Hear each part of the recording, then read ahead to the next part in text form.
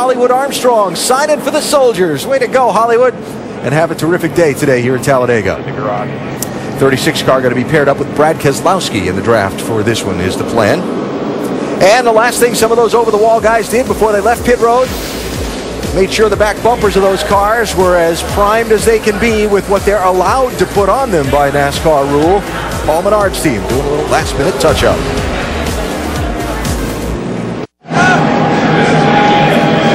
Make sure to stay tuned for our NASCAR nonstop coverage in the second half of today's Talladega race, presented by Gillette. Field of starters coming to the one-to-go signal, one lap away from the start here at Talladega for today's 500-miler. Some final stories from pit road before we go green. Let's start with Vince Welch. Vince?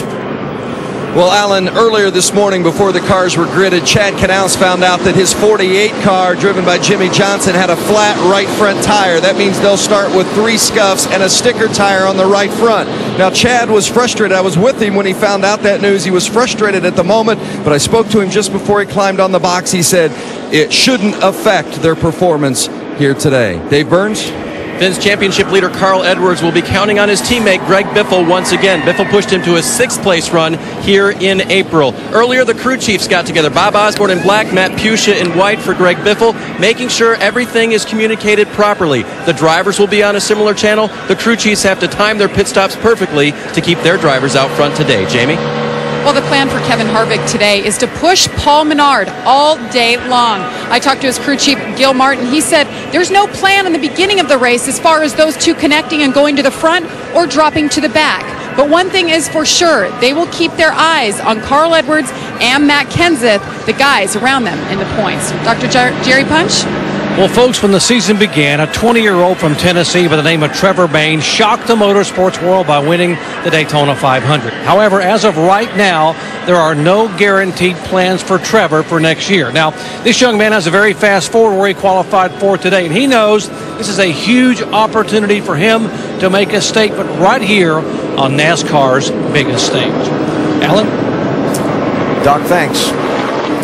Follow all of those stories throughout the day today. Now, just to follow up on a couple of those tandem drafting stories, I'll use Paul Menard in the 27 and Kevin Harvick in the 29 as my example for this. They're not starting next to each other on this start. So something to watch for in these opening laps will be them finding each other. Yeah, and that can be difficult. We'll see some cars trying to pick it up and get up to there. Others slowing down, look like they have a problem. So it's quite an orchestration for them to even get together and make all of that work. Yeah, we might see some pairs that'll pair up here in the beginning of the race that won't be what we see most of the day, just because this first lap is kind of risky to try to make those moves and get with your partner, your prearranged partner. So, Talladega Superspeedway and the wild card race in the chase, where things are more out of a driver and crew chief's control than normal. Driver's going to be running in the tandem draft all day. Time your run to the front at the end. Avoid trouble for most of the middle. How will it all turn out? Who knows? That's why it's the wild card. Pace car is off. Start-finish line past the center of the tri-oval. That's where the checkered flag will wave after 500 miles. Race number 6 in the chase for the Sprint Cup at Talladega is underway.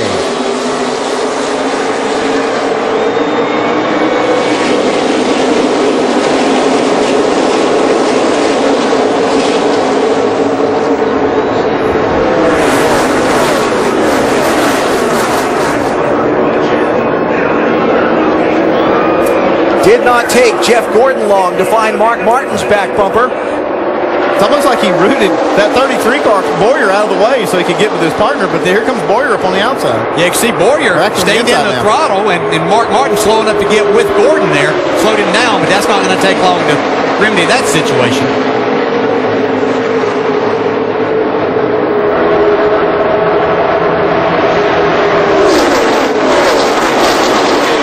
On the outside, Jimmy Johnson pushed by Dale Earnhardt Jr. to the point as they come down to complete lap 1.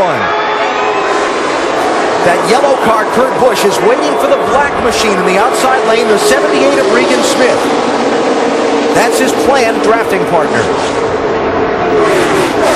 And Why do they have to have a drafting partner? If you're not teamed up, if you're not paired up with another car, you're going to be running anywhere from 8 to 12 miles an hour slower than what these cars are run together. And we talk about paired up, we mean physically touching. They have to be mechanically linked up to be able to make this work and to make it work like it really needs to make that kind of speed. Ryan Newman, 39, with Tony Stewart, his team owner and teammate, to the top spot now. And here come David Reagan in the 6 and Matt Kenseth in the 17, running to the outside. Yeah, saw this work at Daytona back in July. Matt Kenseth pushed David Reagan to his first Sprint Cup victory there.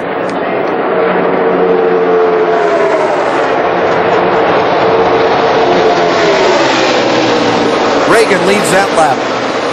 In the last 3 races at Talladega, 88, 87, and 88 official lead changes at the start-finish line in a 188-lap race each time.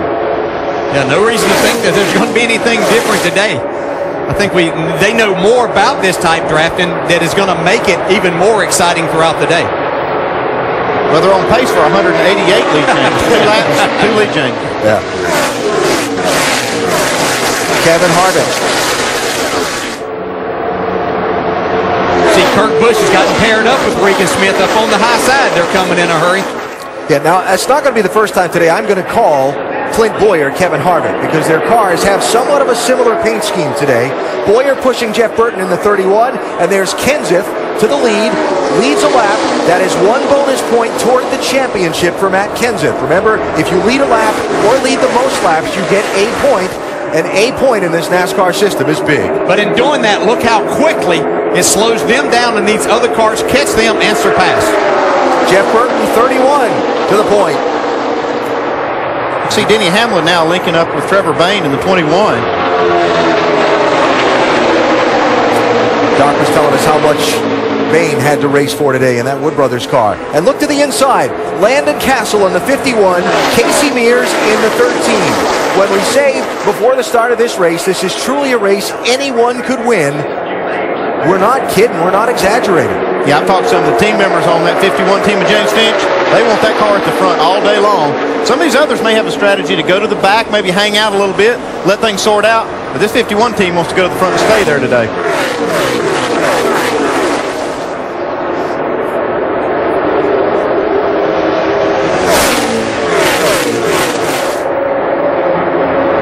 Jamie McMurray, orange and black car coming on the outside. Now, Andy, you just talked about guys dropping to the back. Remember, Mark Martin and Jeff Gordon started up front, racing for the lead in the first lap.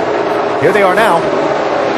Yeah, and if you're going to go back and hang out and just like let the race unfold, this is a long 500 miles. It takes a long time to get to 188 laps to end this day. But if you're going to go back there, you don't have to be touching back here. You stay close enough to do what we used to call drafting, and you can keep up. You're not going to lose the pack. But some drivers feel like that's their best opportunity to get to the end of this race, which is what they're after. Looks like this 48 and 88 are working their way to the back. I don't know if it's intentional or not, but that's where they're going. Yeah, now they're coming back to the front. Yeah, I would think in Jimmy Johnson's situation that he needs to try to lead the most laps today. Vince? That's not the plan, though, DJ. In fact, Dale Jr. wanted to run up in the front, but got overruled, so they're going to run toward the back a little bit more today. In fact, Chad Knaus told me we're going to go wherever it's most calm, front or the back, but limit our risk as much as possible. But they're definitely slipping to the back now on purpose. Interesting difference in strategies. There's Matt Kenseth, one of the contenders for the championship, racing up front. Johnson and some of the other guys contending for the championship going to the back. I'll tell you, there's risk in both of these strategies. Whether you're leading the race, I mean, you could get together right at the very front and get in a wreck, but if you're in the back, if there's a wreck, it's usually going to be in front of you. The only option you got, though, is to be slower and kind of go by it, not at a high speed. Yeah, there we see the 42 and the 1, Montoya and Jamie McMurray making their way towards the front. They haven't had a whole lot to hang their hat on this year. They'd really like to make some noise here today. Absolutely. And as far as that debate about going to the back, being up front, you know, when we were running the big packs, I could see an advantage at times and would do it myself when I was still racing to go back and hang out let the race come towards the end to make a move. This type of racing here, I think you're better off up front, especially in a situation, if something does happen, that second driver can't see anything. It's hard for him to stop. He may push you right in the middle of something that you didn't want to be a part of. That is the race for the lead. Dozen cars, all bunched tightly together. Jamie McMurray in the one, out front for the moment, but already in 7 laps, we have had 5 different drivers lead and 7 lead changes. Still on track for 188 lead changes. Matt Kenseth and David Reagan, that was close in turn 4. Early in the going today at Talladega Superspeedway in race 6 of the chase.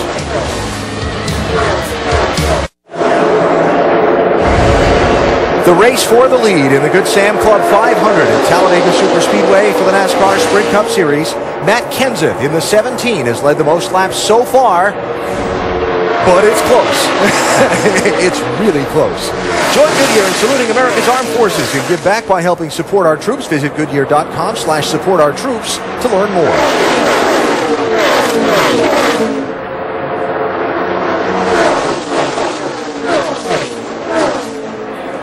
So it is Kenseth and Reagan, 1 and 2. Jeff Burton, Clint Boyer on that inside lane behind them. Outside lane, Ryan Newman, Tony Stewart. Then you get to Kevin Harvick and Paul Menard.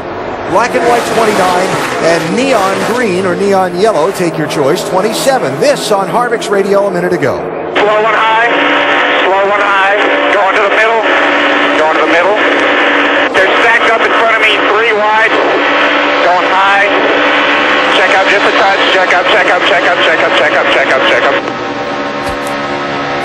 A sample of the radio communication that happens at Talladega and Daytona now in this tandem racing that just doesn't happen anyplace else. It sounded to me like Paul Menard got a new spotter. Just had to be driving that 29 car. I used to think it was a challenge enough just to drive your car. I used to talk to myself a lot, but not having to talk to the driver behind me pushing me there. So this is quite interesting and different racing, but it will take place all day long. Great job by Kevin Harvick there. Moving into 3rd and 4th spots, those 2 white cars, 38, 34, Travis Kvapil and David Gilliland respectively. When we see some of these drivers and cars, the tandems try to get 4 to work. I've heard drivers talk that they think that they might can get the right 4 cars to work and become faster. I did. I talked to Steve Letarte in the garage this morning, and he said that they had experimented with that a little bit in practice with their 4 cars, and they're really close to making it work. He said they can't quite make it work. They can take the two pairs and put them very, very close together and get a lot of advantage out of it, but they haven't been able to really link up all 4 cars. Dave? Looking at the 39 and the 14 for Stewart Haas Racing, there was some question as to whether they could run up front here together. Tony prefers to spend most of the early parts of these races at the rear of the field. Ryan, on the other hand, likes to go to the front and stay out there. They're working together now, but we'll see how long this will last. Other partners for the 14 were going to possibly include the 51 of Landon Castle or the 47 of Bobby Labonte, but who would you trust more than your teammate? Check this out. Now, just a second ago, Matt Kenseth in that 17 was leading, but a lap ago you saw he and David Reagan in that 6 just get separated by a couple of feet for a couple of seconds, and that was enough to knock them back into this pack. That's all it takes. It's about somewhere 2 to 3 feet of separation, and you lose about 8 miles per hour of your speed. So once that happens, then you can see how far back you fall. Then you have to fight your way back. One of the things that NASCAR was trying to achieve with this pressure relief valve on the cooling system was to make the drivers have to switch positions more often and maybe change the dynamic of this 2-car draft. One thing I've seen about these drivers, they've figured out how to do this, how to push and not have to switch. You see the offset right there with Paul Menard behind Kevin Harvick. They've been able to work that offset where they can run many, many laps without having to switch positions. And so I don't see that happening as much as what we thought we would. Let's mention the 4 and 83, Casey Kane, Brian Vickers, the Red Bull Racing cars driving up into the picture at the front.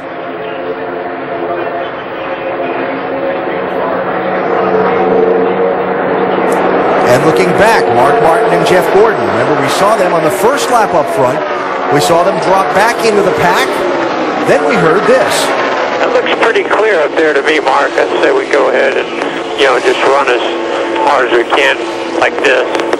Okay, yeah, I'm still not wide open, so If you decide you want to pass this little group, just let me know. Otherwise, we'll just hang with them. Now that was when Jeff was leading. They obviously have swapped since then, and now Mark is ahead of the 24, and they've run up through a little bit of the traffic that they had dropped back through in the opening laps. And you see just ahead of them is Jimmy Johnson and Dale Earnhardt Jr. So right now it seems they're just content to ride and let the race kind of wind down, laps wind down, and they'll decide what they need to do to their cars and what position they need to be in later on. There's that offset, breathing, getting the air into the radiator. Love the opportunity to talk about people in these Talladega and Daytona races that we don't get the chance to see up front competing for the win on a more regular basis. How about Robbie Gordon in the 7 car? Fielding his own race team, independent, if you will, operation, 1 car. And here's Robbie hooked up with the Wood brothers and Trevor Bayne in that 21. Doc, they've run up to the front and they're in the hunt here. Alan, exactly. This is all by design. This actually came together back in February at Daytona because Trevor Bayne didn't have a dancing partner, didn't have someone to draft with. So he and Robbie Gordon hooked up, knowing that Robbie had Penske Racing engines, and Trevor pushed Robbie Gordon to lead at the halfway point of the Daytona 500. They decided to hook up in the day, Trevor in the Ford, Robbie in the Dodge, and be able to both stay in the top 10 or 12 and maybe have a shot for one of them to pull off the win. One of the problems that you get in a race with an odd number of cars in the field and a style of racing that demands people be paired off evenly is somebody gets left out. And that somebody right now was the guy that was drafting with Trevor Bayne earlier, Denny Hamlin, who now finds himself 37 seconds behind the leader in 39th place by not running in the draft. And he is almost 4 seconds a lap slower than the leader. So it's not going to take long for the leaders to lap him. Yeah, less than 3 laps, he's going to be a lap down here. Doc, how about this 11 situation? Well, the whole plan as of Friday in practice was for the 39 of Ryan Newman to hook up with the 11 car. That's what happened back in July at Daytona, and they're running 1-2 for the green-white checker. But that was if the 14 car went to the back of the pack to get an opening and ride. Well, guess what? Tony Stewart didn't go to the back. He and the 39 are together, and that left the 11 as the lonely soldier out there with no drafting partner and really running slow, struggling to keep up there without some help in the draft. Pushing forward, 3 wide here, racing for the lead. Separated the middle pair, so it's Kevin Harvick, 29 to the inside, that's going to go to the point with a push from Paul Menard. Just behind these guys, look for Kyle Busch, inside line, and Joey Logano, 18 and 20. I guess after riding without being hooked up, they decided to see what it was going to take to get to the front at this point in the run, because they put those nose and tails together, boom, through the field. Yeah, and that's something that's going to be important to know. How many tandems can we pass at the end of the race? How long does it take us to get to that point? How many seconds back can we be and still give ourselves a chance to win? Right now is the time to be finding these things out. But then you get to a spot where there's 3 wide in front of you, you might have to back off for just a second. Denny Hamlin about to be lapped by Kevin Harvick, the race leader. We're at 50 miles into today's 500-miler in Talladega. Back at Talladega, the first caution flag is out in today's chase race number 6. It is for debris in turn number 2. The field slowing under yellow for the first time today after already in 24 laps having 9 different drivers lead 13 different times. Talked about Denny Hamlin getting lapped a little while ago. Well, the caution coming out not long after he got lapped. A big break for Denny. He is going to get the Aaron's Lucky Dog free pass as the first driver a lap down, and in fact the only driver a lap down. So Hamlin will get back on to the lead lap. He is in 39th place. He needs to start advertising for a partner, though, if he's going to stay on the lead lap. You know, it's interesting because you say, okay, well, somebody's going to fall out of the race. Well, 4 cars have gone to the garage, but Still an odd number. 4 cars have gone to the garage. Michael McDowell, Joe Nemechek, J.J. Yaley, and Kevin Conway. Race fans, check out NASCAR.com/RaceBuddy and watch coverage live from Talladega. Follow your favorite drivers for free with 8 live camera views.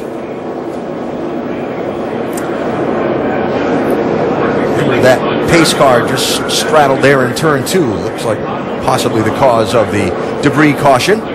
So, first set of pit stops coming up here. Going to see a lot of 2-tire changes? Yeah, I think you'll see a ton of 2-tire changes. Fuel being the biggest thing they need right now. The only time they really need tires is if, especially like on a green flag stop where they would maybe slide the right front. Getting on pit road, they definitely need to change tires there. And something we saw a lot in the last couple of Talladega races, the guys in the championship, or the guys that were taking the conservative approach to the race, don't pit the first time by when the lead lap cars pit, and then they come in the next lap when the lap down cars pit because there's fewer of them. Yeah, there's fewer of them, and you don't want to take that. Doing those 2-tire changes and being at the very back, you may catch some people exiting as you're trying to come in, so you don't want any contact or any problems on pit road. The AT&T Fastest Pit Crew of the Year award is determined by the winner of each race, the fastest pit time, and you, the fans, vote. Make sure to text the car number to 234567 of your pit crew choice. First pit stops of the day at the conclusion of lap 26. Jamie? And Kevin Harvick, who spent some time up front, the call was 4 tires, but they realized a lot of others are doing right sides only. That's what they're doing. No changes. They'll fill it up with Sunoco. Vince? Brian Vickers in the 83, bottom left of your screen, right side tires only. A former winner here, in fact, scored his first Cup win at Talladega. Doc? Upper right of your screen, Casey Kane never won a restrictor plate race. Came from 26 to lead it, right side tires, and 1 can of fuel. Dave? The blue and red 14 of Tony Stewart, 2 right side tires only, says I like the way the car is, no changes to the chassis. He also said he doesn't mind running up front with his teammates, so they'll stick to that plan. Dave, thanks. Just about everybody with just the right side tires. And you see Casey Kane, who led the field down pit road, will be the race leader coming off the pit lane. First caution out today at Talladega.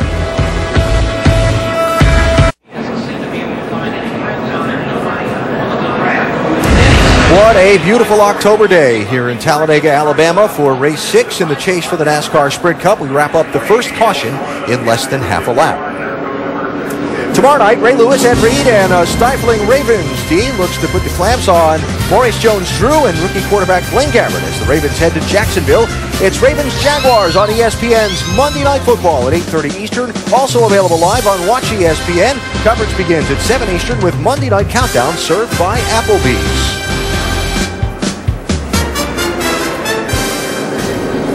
So, first round of pit stops, as we discussed before they came to pit road. Mark Martin and Jeff Gordon stayed out for a lap, then came in and pitted the next lap. They're way at the back of the field. And at the front of the field, it is Casey Kane, inside lane, Kevin Harvick, outside lane, and that dance to find your drafting partner is going to begin again here. Yeah, for the 4 up front, though, they're matched right up, so things kind of worked out well for them. Our green flag restart presented by American Ethanol. Here we go.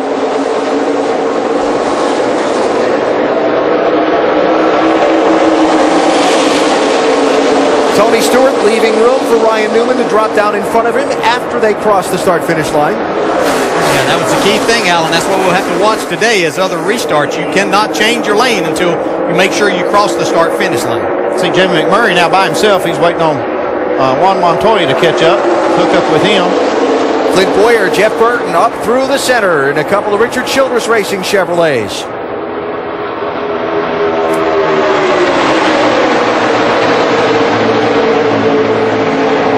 Right there, Kurt Busch at this moment. The Lone Ranger. No drafting partner. Yeah. You see the 78 back about 5 or 6 cars back. So Kurt will be trying to make his way back to get hooked up with Regan Smith again. Now, Brad Keselowski in the 2 has been drafting with Dave Blaney in the 36. Blaney in that white and red car trying to find a space to get in front of Keselowski while Denny Hamlin was kind of trying to work with Blaney in the draft. And Blaney said, I got a dance partner, thank you. No, you may not cut in. Yeah, he doesn't want to get down a lap again. Hamlin doesn't. He doesn't have a partner right now. That has to be so frustrating if you're down. Richard Petty Motorsports cars charging to the outside lane. That Best Buy logo belongs to A.J. Allmendinger, being pushed by Marcos Ambrose.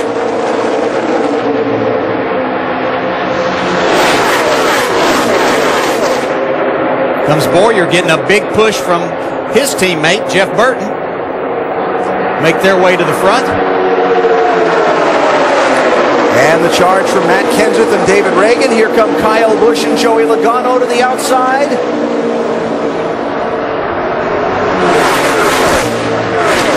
(18 and 20), announcing their presence at the front of the field. And I think the thing that's going to keep this crowded, or one of the things going to keep it crowded up front with the new rules, is now you see Logano and Kyle Busch go by on the outside trying to go to the lead, but they're breathing the cars more on each lap, and so they're not attaining the high speeds that just gets them out and makes a big run and gets them way out front. So it's keeping everything bunched up a lot more by them trying to keep that second car cooler for longer. At this point of the race, that's what you're going to see really all the way up until the last probably 5 laps, and you might see them stick together really tight, run those really fast laps, and sacrifice the engine the last few laps of the race. Wow, sorry, Andy, big wiggle there for Harvick as Menard was moving around behind him through the tri-oval there. Denny Hamlin, 11 car. Does he pick up a little help from Truex in the 56? Yeah, but Truex has got his teammate Rudiman in the 00 behind him. Trying to get you some help. Everybody's kind of content where they're at right now. Still hadn't found a partner. He's still looking, though. See, Robbie Gordon was just behind him trying to find somebody right now. He hadn't gotten back up with Trevor Bayne at this point in time. Up front, 33 Boyer, pushed by 31 Burton. Here come Kyle Busch in the 18 and Joey Logano in the 20. They restarted 12th and 15th respectively just 3 laps ago. Last to leading the most laps in second at Charlotte last week for that 18, Vince, and he's having a strong run today. He is indeed, and remember, guys, they went to the backup car, but this backup was originally slated to be the car they raced in this race, and at the last minute decided no, they'd run the car they ran at Daytona because it was proven. But after an accident in practice on Friday, they switched to the backup, put a different motor in it. Kyle went out for 5 laps of practice and told crew chief Dave Rogers, I think this is the best thing we've had yet. Good news for the 18 fans. So Kyle to the point, Vince. Thank you. Matt Kenseth, the one ducking around behind, looking for some running room, pushed by David Reagan in the 6. Yeah, that car the original car that they brought here had just a couple counts less drag. I mean, it was very minute, but you're trying to get everything that you can. But Andy, that wind tone doesn't always translate to what happens on the racetrack. No, it doesn't. So you can do everything you can to figure out which car you have is the best. But really, this is the best way to prove it on the racetrack, like they are right now. On board Tony Stewart. Yeah, this really wasn't the plan. It was reported a little earlier. This wasn't. Tony was going to hang out in the back with someone that wanted to hang out back there. He was having a hard time finding that person that wanted to hang out in the back. Ryan Newman and Denny Hamlin had run in practice, and were planning on working together. So that's what has kind of left Denny Hamlin without a dancing partner right now. And that is kind of a preview of what the last lap might be like. Trying to see who is going to lead that lap among this whole pile of cars. Kenseth 17, Kyle Busch 18.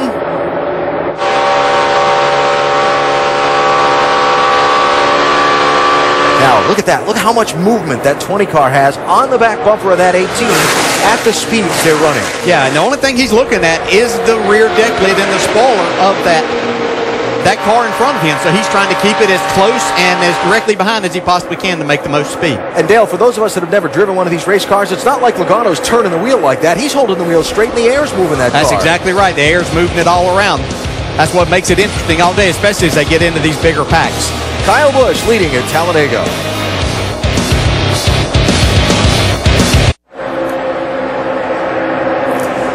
Aerial coverage on this beautiful fall day brought to you by Goodyear. Pretty good idea of what's happening down there on the track. We are 38 laps in, and we have seen 22 different lead changes. Your leader right now is Clint Boyer. When we went to break, though, the leader was the 18 car of Kyle Busch, and I want you to look at how quickly this can change.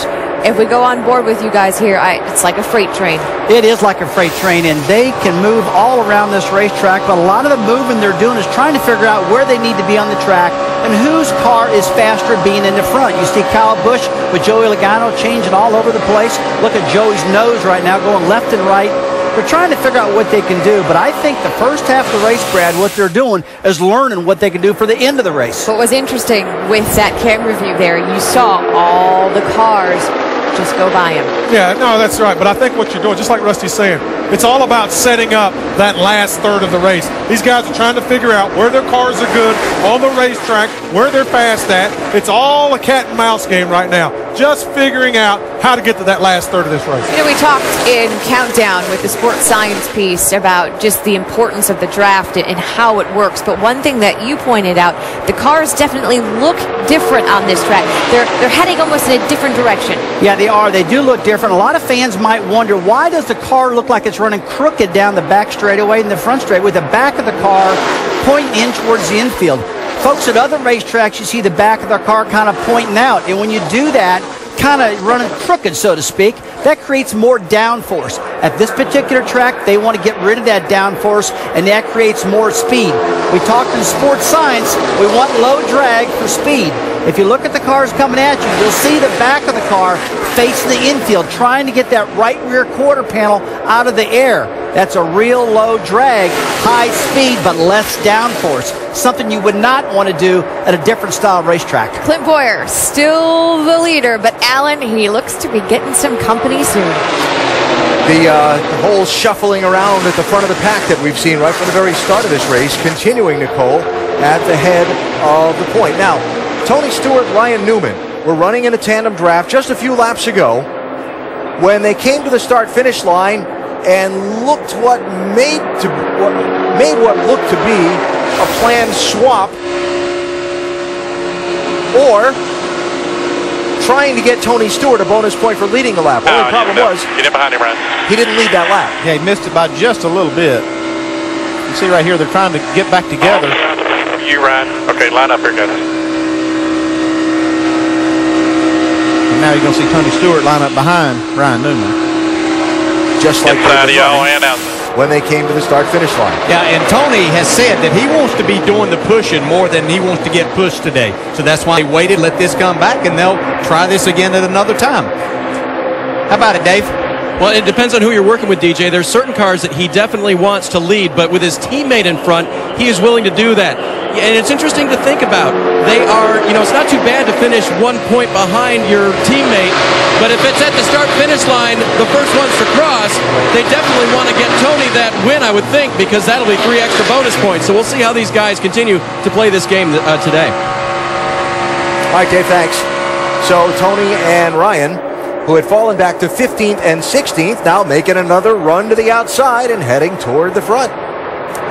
We take an inside look at what's happening in the NASCAR Sprint Cup Series, brought to you by Sprint. NASCAR fans voted at sprint.com/speed on the driver they wanted us to go in-car with, and Tony Stewart was the top choice. So here's the Evo Cam. We go on board and listen in.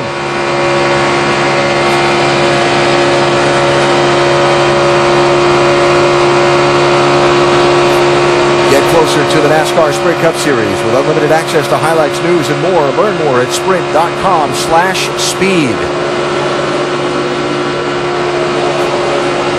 Ryan Newman trying to tow Tony Stewart back toward the front, and maybe they can get that 14 to lead a lap. How about things from the 39 perspective, Doc?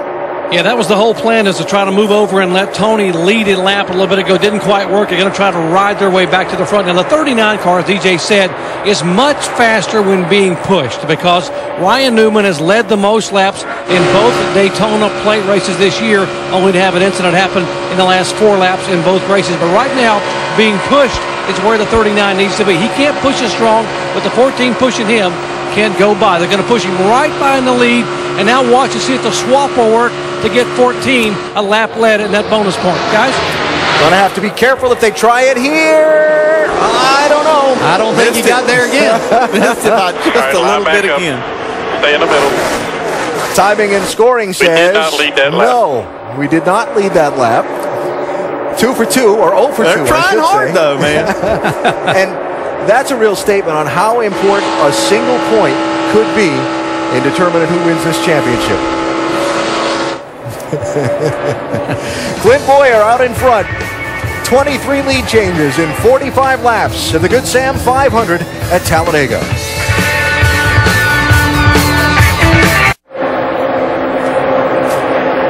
Race for the lead at Talladega Superspeedway. Brian Vickers, 83. Juan Pablo Montoya, 42. Closing in on 150 miles of today's race. Give Montoya the lead on that lap. Race fans, check out NASCAR.com/RaceBuddy to watch race coverage live from Talladega today. Follow your favorite drivers for free with 8 live camera views. 26 lead changes, 14 different drivers have been out in front. 1 caution so far, just for debris. And some interesting stories in this lead pack. We've seen Tony Stewart and Ryan Newman 0 for 2 on attempts to get that 14 a bonus point for leading a lap. And we're seeing some guys at the front of the pack that we don't normally get the chance to see on a more regular basis, like, for example, Casey Mears and Landon Castle in this 13 and 51. Yeah, 2 very accomplished drivers and drivers that do well here. They've hooked up together and taken these cars to the front. They've been up there battling for the lead all day long, and they know that they can run up here and have a chance at the end of this race today to possibly steal a win. Yeah, and Landon Castle's driving a car. It's a Hendrick car and a Hendrick engine, so he's got the horse to take him there. You can see Newman and Stewart trying to make their way back up there again to see if they can ever get Tony to be the first one across the line and lead a lap. Oh, look out there. Wow. Look at the difference in speed right there. There's people telling us as much as 12 miles an hour difference between when they're hooked up and pushing together and when they get separated like that. That's a lot. It really is, and that's what the bigger plate has done, is make this closing rate and this speed that they have even greater. So the driver, especially in front, has to pay attention. The driver behind can't see anything. He's just hoping his buddy leads him in a good direction. Now, you got the group up front racing for the lead. That does include a couple guys racing for the championship, like Matt Kenseth, for example. A lot of the other guys kind of hanging out back here. Carl Edwards, 99. Jimmy Johnson, 48. Jeff Gordon's back there. Dale Earnhardt Jr.'s back there. And they're kind of running, I'll call it the older style Talladega, where they're not bumper to bumper and pushing together, but maybe a car length or a half apart. Still in a draft, but not in that pushing draft. And one, for example, Dale Earnhardt Jr. is kind of okay with it. We picked up the 5 at the 24. We got a long line of singles here, just kind of ride. So I thought it was cool here. I mean, it is. We'll get it to back off some more there. You'll be all right. I mean, we're doing just fine riding 1 car length apart. I mean, we're not losing any ground up there, and everyone's just chilling out back here, except for Denny's in a hurry to get on everyone's bumper. Yeah, this is working. We should have been doing this from the start. Dale Earnhardt Jr. right now sitting in 31st spot, Vince. And I can tell you that it's difficult for Junior to be patient and just be running back there in the back killing time, because he likes to run it up front. We talked earlier about how he preferred to be up in the front, but the team talked him out of it and decided they would take it a little bit more conservative. And certainly that's what they're doing in this long 12 to 15 car line. The 88 behind the 48. Jamie? Well, I talked to Kevin Harvick's crew chief this morning, Gil Martin. He said, ideally, we want to run nose to tail, just the 2 of us. Let's stay out of the pack. Well, you saw this 29-27 tandem up front. Kevin Harvick just said, guys, we're moving backwards. This is crazy. They dropped back out of that draft, and you saw them drop back where Jimmy Johnson and the guys are running around. Now, look at the scoring serial there, Jamie, on Kevin Harvick, right? Running 25th now. He was in first earlier. He's run as low as, what did that say, 32nd? And that's what the day's going to be like for a lot of these guys in this Talladega drafting. Up, down, and all over the place during the day. But not to borrow your phrase there, partner, but you want to be moving forward at the finish. That's right, yeah. Just going by cars at the end. You might not get all the way to the front, but you want to be going forward. Now, going forward at the moment, after going backwards a while ago, Trevor Bayne. Remember when Denny Hamlin got in there and was drafting with Robbie Gordon? Well, Robbie broke that off. I sound like I'm talking about a high school dating thing or something, but Robbie broke that off and went back to pick up Trevor Bayne in 39th place. And they've charged their way now from some 12 seconds back to where they're up and closing in on the front runners. And looking at the scoring monitor, they've been running laps close to 200 miles an hour, average speed, while they're catching this group. That's why they have so much momentum. Look at them go on the high side. And this has been the way they've hooked up the whole time. Trevor Bayne was without a partner. He had lost the draft. Robbie Gordon went back. They got together, and now they've making their way towards the front. And by the way, that was 5 laps ago. They were 38th and 39th. So it's amazing. And Trevor has shown us through the Daytona 500 how good he is at being that guy second in the 2-car draft, breathing the car like that, and not getting that car in front that he's helping unstable. Yeah, those were the key things that you said there, Alan. He's able to keep his car cool enough, but for them to make a ton of speed for a lot of laps and not put the guy in front. Whoever that may be, in this case, it's Robbie Gordon, doing a great job of pushing him there, Doc.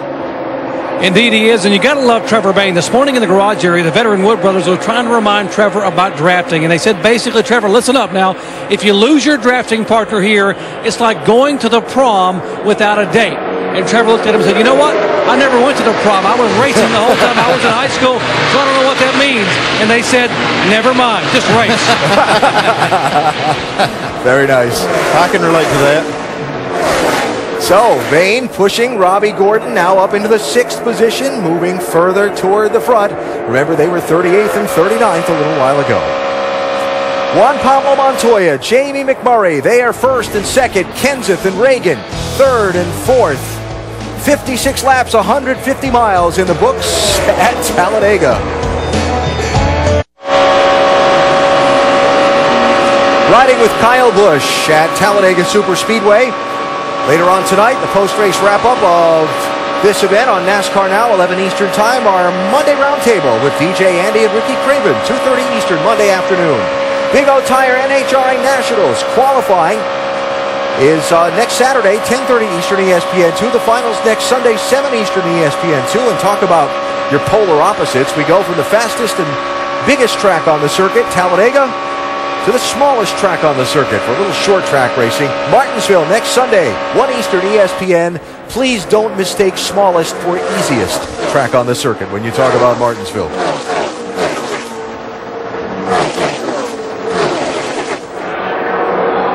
So, coming up on a set of green flag pit stops as Jeff Burton goes for the lead in that 31 car. Pushed by Clint Boyer. Montoya and McMurray, 42 and 1 on the inside lane. And don't look now. Here come Robbie Gordon and Trevor Bayne, 7 and 21. Looking for some running room. Now, the one thing we're not seeing as these drivers try to pull up and take the lead, not a lot of side tracking.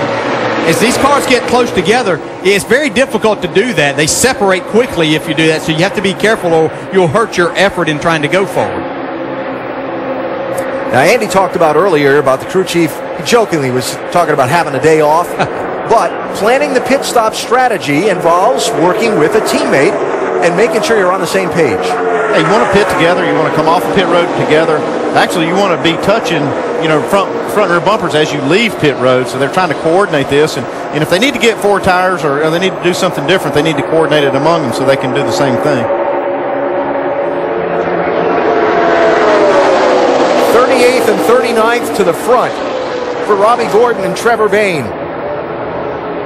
How long? Well, that remains to be seen. I'm just looking at this. This is going to be Tony Stewart's best effort to lead a lap when they get back to the line right here. They're going to have to change. They're going to swap just a little sooner than they've been doing it. They've tried to do it right there in the middle of the trial. Just pull out early this time. You were just too late when you pulled out. There you go. Okay, well, but they got the 6 and the 17 bearing down on them right now. He can still get it done. He can still. It's too late now. Or is it? He's got to push. Yeah, he's got to put. Whoa, wow. Kenseth had to check up.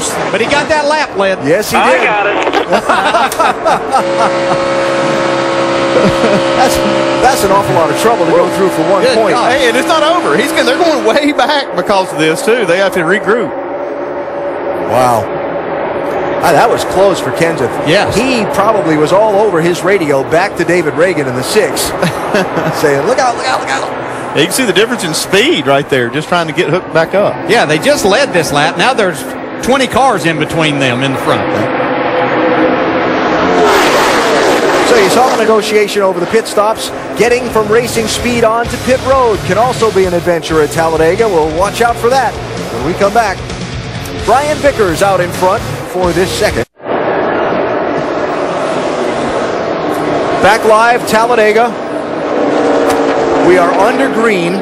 An attempt to get to pit road for a green flag stop. We talked about it going to the break. It went wrong for Joey Logano and Kyle Busch because there was some other traffic slowing through the pack ahead of them. Kind of a complex situation. Bottom line, Logano's off the pace. Kyle Busch lost his wingman, and we're still under green. Trevor Bayne and Robbie Gordon had gotten separated on the racetrack. So watch Bayne in the red and white 21. Yeah, he's motioning. He's coming to the pit. Woo. Logano didn't get slowed down. Look at this save. I mean, this car is sideways.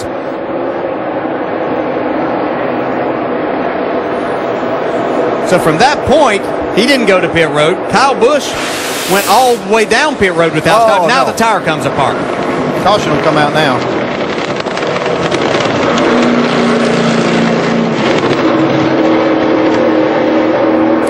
On pit road, while the green is still out, Vince. The 48 and the 88 pitting together. Chassis adjustment on the 48, 4 tires. The 88 says he's got a little bit of a vibration as well, so they're working just hoping that it's a tire issue for the 88. No chassis adjustment on Dale Earnhardt Jr. Jeff Gordon in. A little bit of wedge out of the left rear, trying to free the back of the car. Just a little bit under the pushing. 4 tires, getting it full of fuel. Gordon down and away, guys.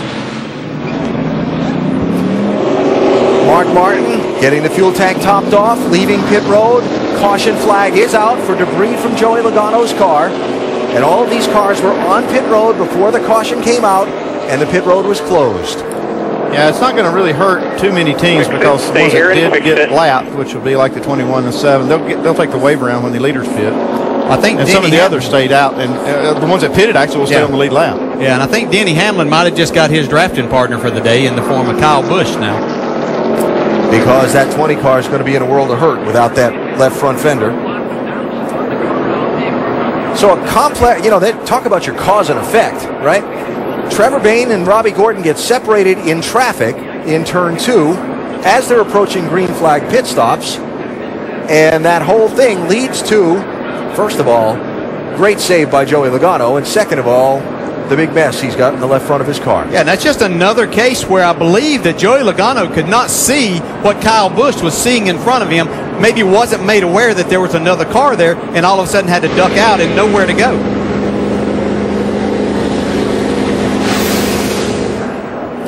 Red and white car, Trevor Bayne slowing. Trevor Bayne's coming to pit road.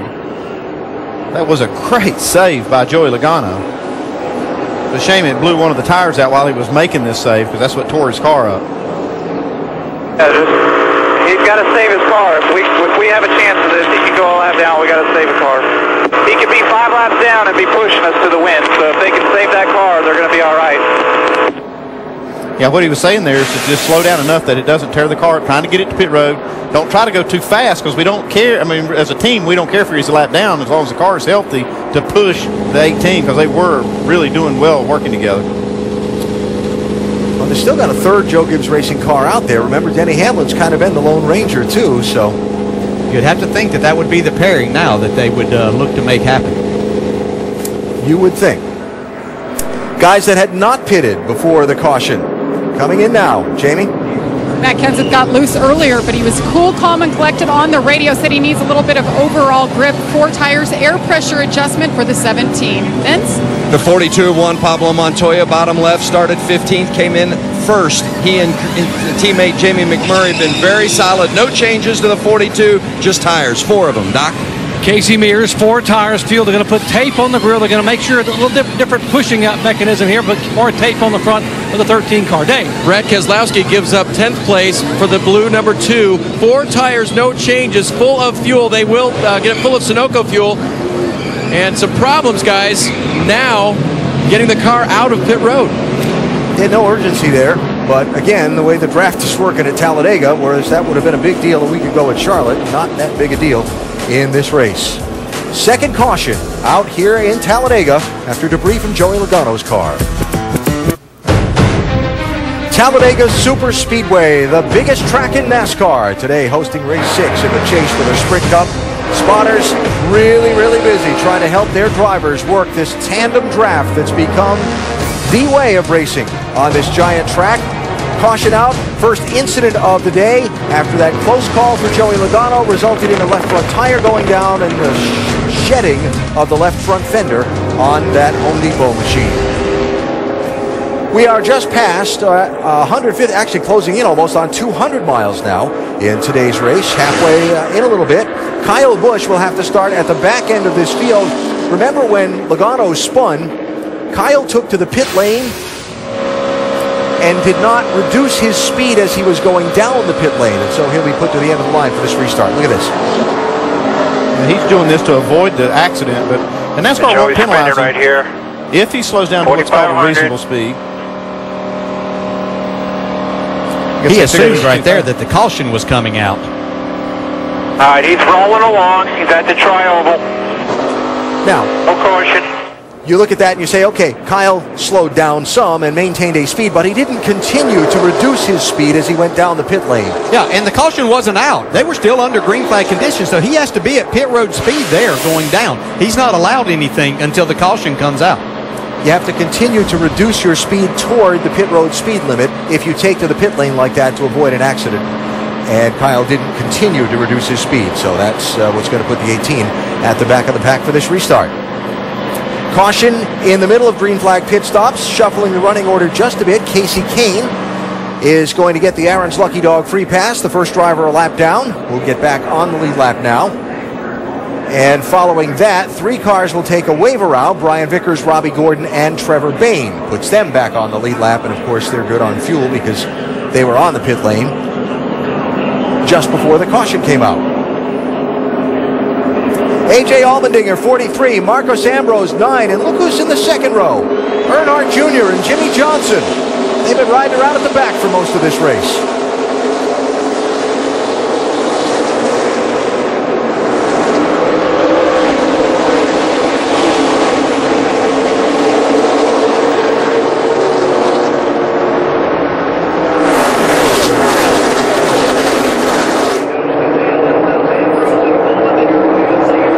Clint Boyer, 33. Jeff Burton, 31. Going to go around to the point. And here comes Jamie McMurray in the 1.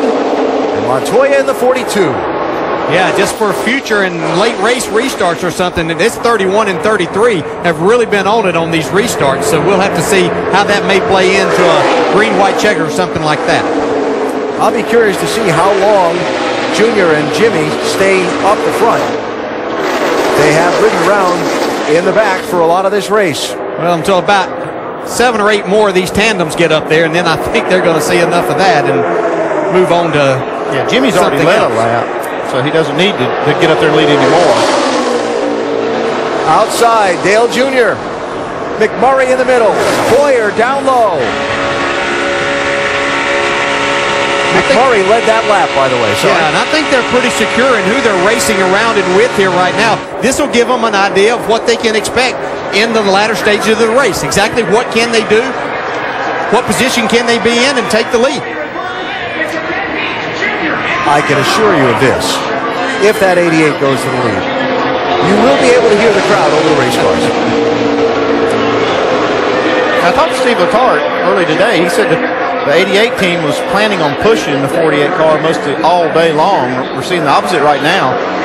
If this turns out to work really good, this pairing the way they are, this might be good news for Junior fans that he might be able to get to the checker flag first.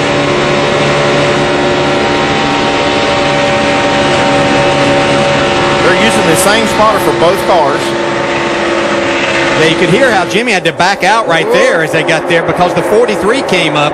And when you're running in these tandems, you just can't get as close as what you could when we ran into packs and you had the drafting and especially the side drafting there. So you can see the speed that they would lose then. It looked like Junior had to get out of the throttle just a little bit coming off turn 2. You still had Jimmy up against him, pushing him, so they did slow down a whole lot. Interesting how after the caution, a lot of the running order of the tandems that we've seen for a lot of the first part of the race have changed around. We talked about now 48 pushing 88. Now here's Matt Kenseth, 17, pushing David Reagan in the 6. And it was McMurray in that 1 pushing Montoya for quite a bit of the race. Now that's reversed. What's it mean? I don't know. Well, as Andy was saying, they might find something here that, hey, we are faster as a twosome with this car in front instead of what we thought and what we planned before the day. And if that's the case, we need to know that now. It looks like this pairing with the 48 car pushing Junior is working. I mean, we got two groups in front of us. We're coming up on pretty good. That's Junior talking on his radio, talking to Jimmy. Remember, that second car in the tandem draft can't see anything but basically the back bumper and the spoiler of the car in front of him. This camera's on the roof of the 48 car, so it's not an accurate picture of what the driver sees.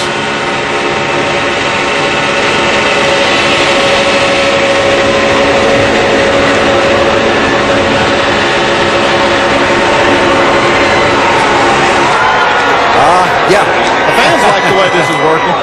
Yeah, they like that tandem that way a lot better, don't they?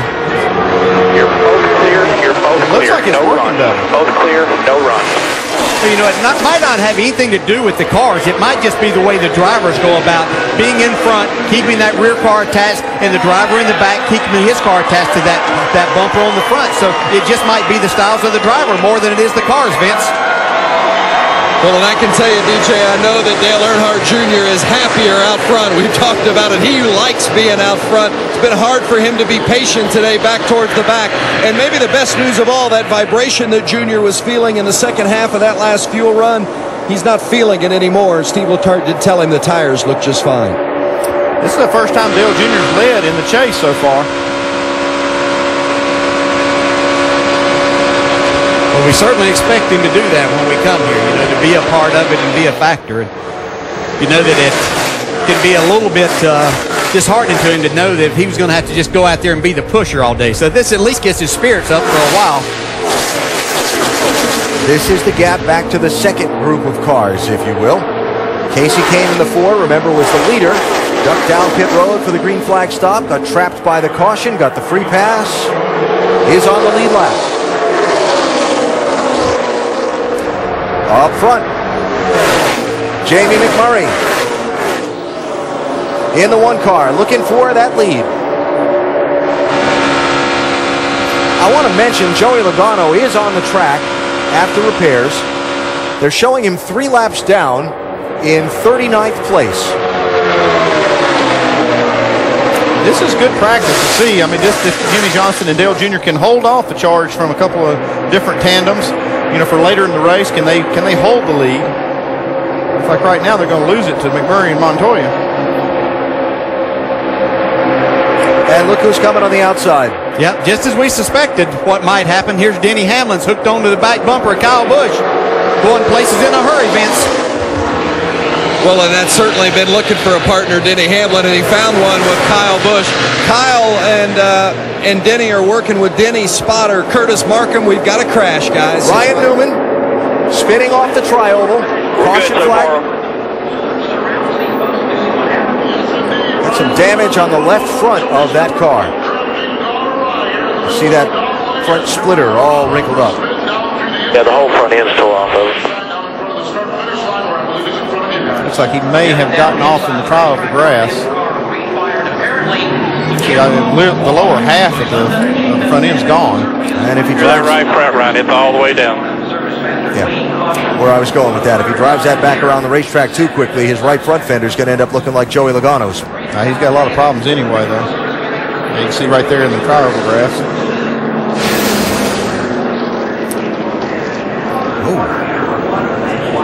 That's just the air literally sucking that car around as he got up beside of David Rudiman when you're that close.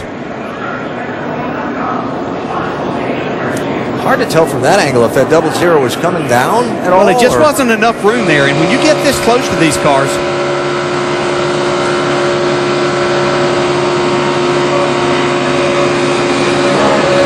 you can see, well, it's just that there's a lane there. That bottom lane, there's a little bit of where the pavement goes together and where the lanes were, it's a little uneven right there. And Ryan came up there with Tony pushing him, and it's just the uneasiness that you get going through the tri-oval and then another car taking the air off of it. It sent Ryan Newman spinning. For Martin Truex Jr.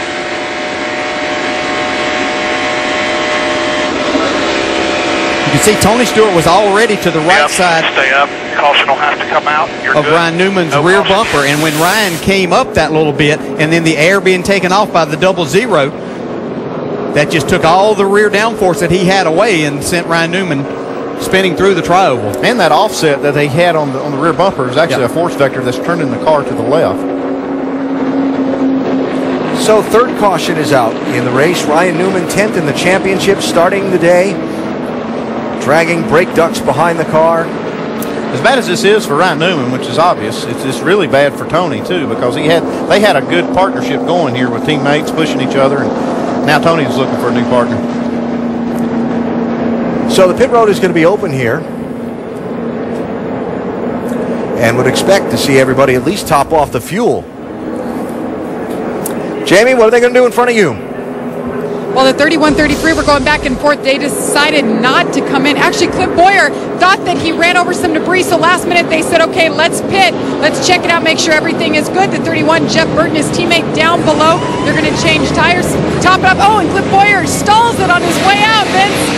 4 tires and chassis adjustments for both Jimmy Johnson and Dale Earnhardt Jr. Right side of the screen. They like the way their cars are handling for the most part, but they tweaked them with those chassis adjustments. Jr. got a tear off as well. So a variety of strategies coming to the end of the pit road.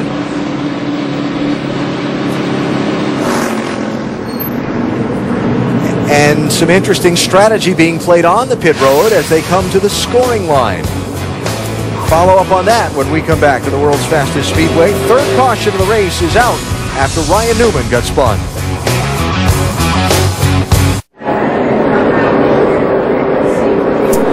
Beautiful day in October in Talladega, Alabama for race 6 in the chase for the NASCAR Sprint Cup.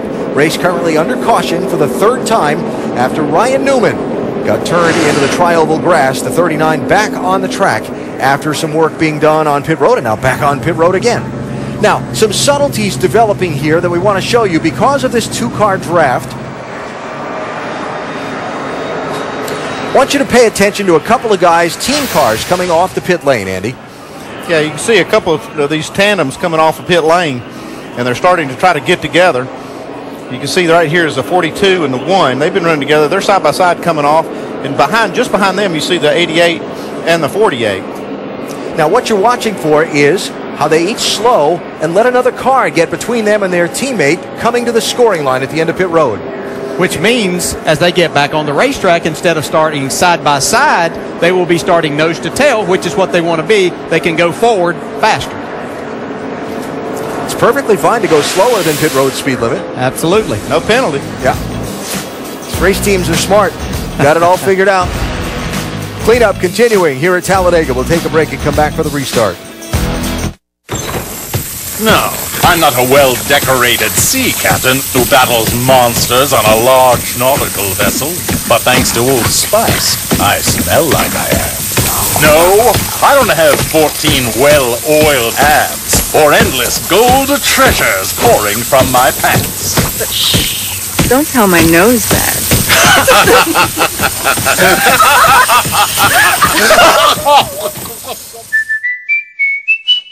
As a fan of the NASCAR Sprint Cup Series, I want to get as close to the action as I can get. One way to do that is to use the NASCAR Sprint Cup mobile app for my HTC Evo 4G. Another way is to hide in the back of Carl Edwards' car. Yeah, Carl! Whoa, we're getting ramped! Get unlimited access to the chase for the NASCAR Sprint Cup with highlights, news, and more. Truly unlimited data, only from Sprint. This is not as safe as I initially planned. Life boils down to a series of choices. Before long, the choices you make become you. But which you? Better? Worse? Someone you can't even recognize? All choices lead you somewhere. Bold choices take you where you're supposed to be. Everyone knows that old NASCAR legend about how drivers, go during a race. So naturally we were curious. Kevin, no bathroom break? Nope, all set. Hey, Kevin. What's going on? Excuse me. I mean, those fire suits are made of high-tech fabric. What are you doing? Nothing. Looking at the rain. Uh-huh. You guys go on, I'll catch up.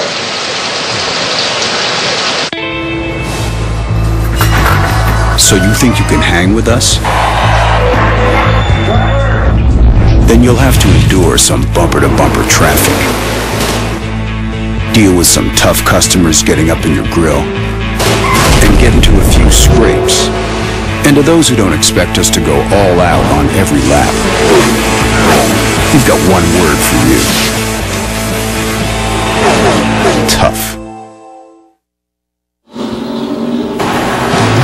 Some interesting turns of event in the middle stages of today's race at Talladega. Kyle Busch, Joey Logano, 18 and 20, drafting together, but this incident involving Logano that damaged the 20 car have left Kyle Busch now working with his teammate Denny Hamlin, not without complications. Tony Stewart and Ryan Newman have been working together all race long, but moments ago, Newman getting turned into the tri-oval grass, damaging the front end of that 39 car, and now the plan must change for Stewart in the 14, or must it? Because Newman's team continues to repair that car in repeated pit stops in an attempt to keep him on the track and in this race. Talking about Kyle Busch trying to sort out some things with now being partnered with Denny Hamlin in the draft. Listen to this. Okay, the only thing I can think of right now, bud, is you can go to the 11 channel, which you're already there. Keep your radio 1 on the 18, radio 2 on the 11. You can hear everything the 11 is saying, but Denny cannot hear you. Well, if you want, just flip to channel 2 and talk to Denny. I will stay on their radio, so I will hear everything you're saying. All right, and to better that, let's have Eddie spot, so then if Eddie spots, I can talk to Denny. Like, Denny's radio will be silent, so I can talk to him, but he won't be able to hear a spotter, so that doesn't work. Damn it! How about that? But it just shows how complicated this communication process is to maintain these pairings. And the green back in the air. David Gilliland in the 34 alongside Jeff Burton in the 31 at the front of the pack.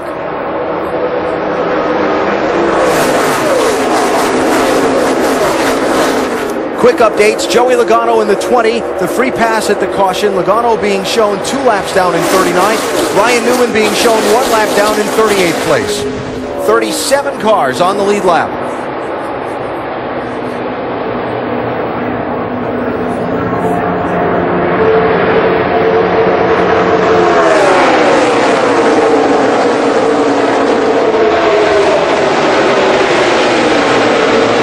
Partners trying to find a way. That 78 car is hunting that yellow 22 in front of him.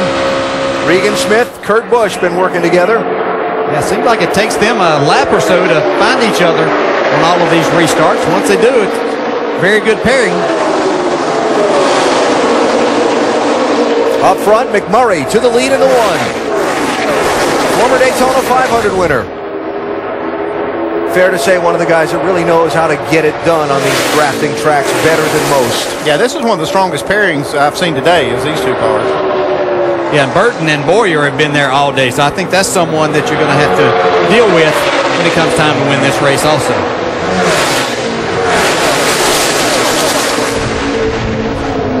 But you know, you really don't know who's got what until it comes time to show your cars. And hope it's not that wild card. Yeah, hope it's not the wild card. Yeah. 4 cars, slight breakaway. Then another 4, then this.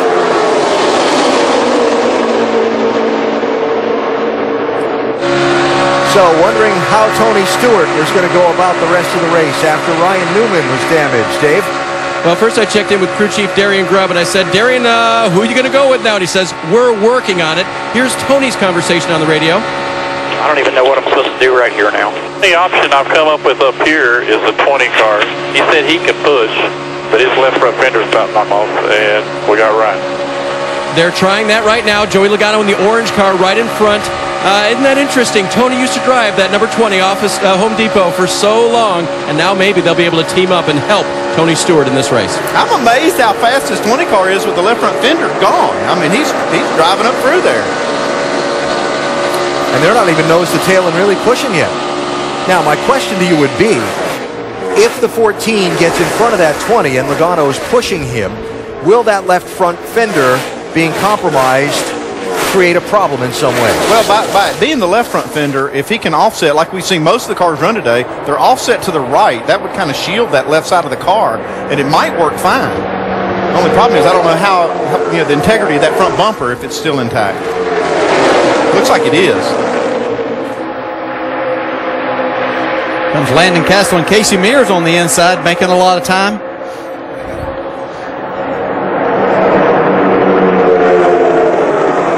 Brad Kozlowski in that blue 2 has been working with Dave Blaney in the 36 all race long, but he and Blaney separated by a bit right now. You see there's 4 cars in between them there. And after their brief push to the front of the pack, there are Junior and Jimmy Johnson back in 22nd and 24th for the moment. Let's take an inside look at what's happening in the NASCAR Sprint Cup Series, brought to you by Sprint. Jeff Gordon is the lowest starter to win a Talladega race. Started 36th in April of 2000. Well, Jamie McMurray has picked up 38 positions today. He started 39th, and he's leading now.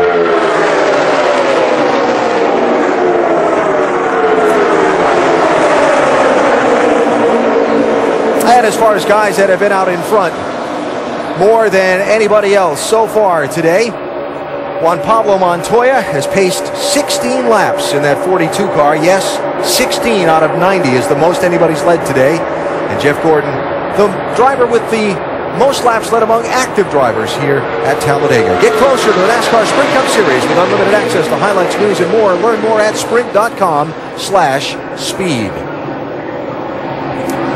Kurt Busch, 22. Regan Smith, 78. Joining the hunt for the lead. Have not had them at the front of the pack. I think most of the time we've talked about them today has been being separated on restarts and trying to find each other. And Kyle Busch in the 18 with his new drafting partner, Denny Hamlin. We heard that radio, and it sounded like that they weren't prepared at all for the two of them to be talking and communicating today. Rather odd that they're teammates and wouldn't be set up for all of that to possibly happen if they needed it to. Especially with an odd number of cars in the stable, you'd have to think that would be a possibility, and they'd be a little better prepared for it. And it's working, regardless, it's still working, the pairing is. Sorry, Andy, but again, like we talked earlier, you have to be prepared for anything, too. You may plan on working with this guy all day, but if something happens, like we've seen, or you get to the last laps and just things start getting crazy, you may need to work with somebody you weren't planning on, but you might need to.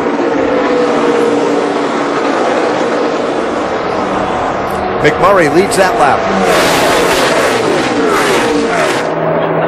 Bobby Labonte, 47. Michael Waltrip, 15, joining the fray. They were running in that pack that was kind of spread out and riding around off the lead group earlier, deciding to see what they've got and what it's going to take to make a push to the front. Michael with one of his few starts, but loves to race here and feels like he'll be a really good partner for somebody in this tandem racing that we see now, and pushing Mr. Labonte towards the front. And on the outside, Matt Kenseth, 17, David Reagan, 6. Remember, they were running the other way around with Reagan in front for a bit. Kevin Harvick to the point in the 29. Paul Menard pushing him.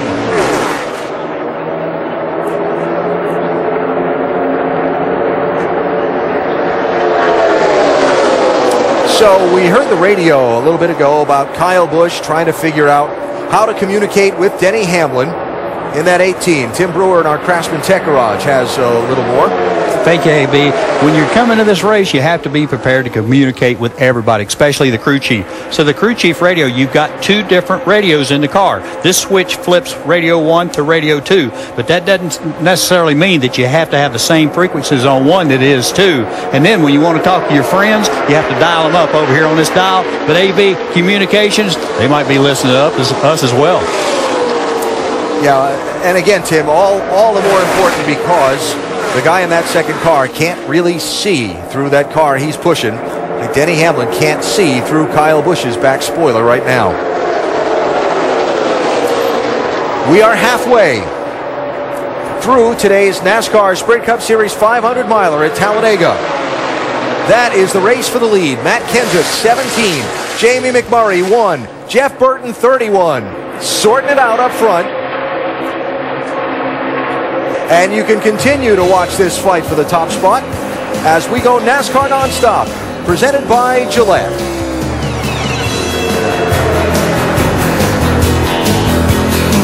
Walking my way, it's just how I wanna do it. Changing up my mind, it's just how we're gonna do it. Turn your world upside down with Gillette Fusion Pro Glide, because you can shave against the grain with comfort. Fusion Pro Glide's microcomb guides hair for its thinner blades to cut close effortlessly.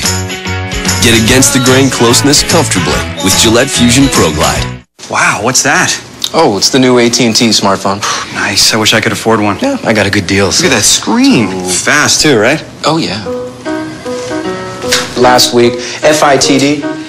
It streams movies. Real web browsing. Turn left now. Look at this camera. Hold on. Let's get a photo. I'm listening to downloaded music. Oh, I can afford that. See ya. The AT&T Impulse 4G. For $29.99, there's no excuse not to get your own. AT&T. People think because I spend all my weekends at the racetrack, my life is predictable. Actually, things are constantly changing. And whether I need to protect my ATV, my truck, a new home, cover my home away from home, having life insurance, or a growing business, with Nationwide Insurance, I can bundle them together and save. You can too, up to 25%. So call Nationwide Insurance today to bundle and save. Nationwide is on your side. Call 866-500-5555. Because of these changes, the battle for the 2011 NASCAR Nationwide Series trophy is going to be one for the history books. Let's continue by taking a look at some of the new cars that you'll see on track this year. Collect all 4. Are there going to be any drivers on this tour? Ta-da! Can they breathe in there? The 2011 NASCAR Nationwide Series. Something new around every turn. Hey guys! I got something! Freaky. Hey, we found these cool helmets, but we think they might be cursed. Because they won't come off. That's not good. Lions and bears at war? The rivalry goes back further than we ever could have imagined. All right, Chris, bring in the dynamite. We're going to get this thing to Canton. Sunday NFL Countdown, presented by IBM, Sundays at 10 a.m. on ESPN.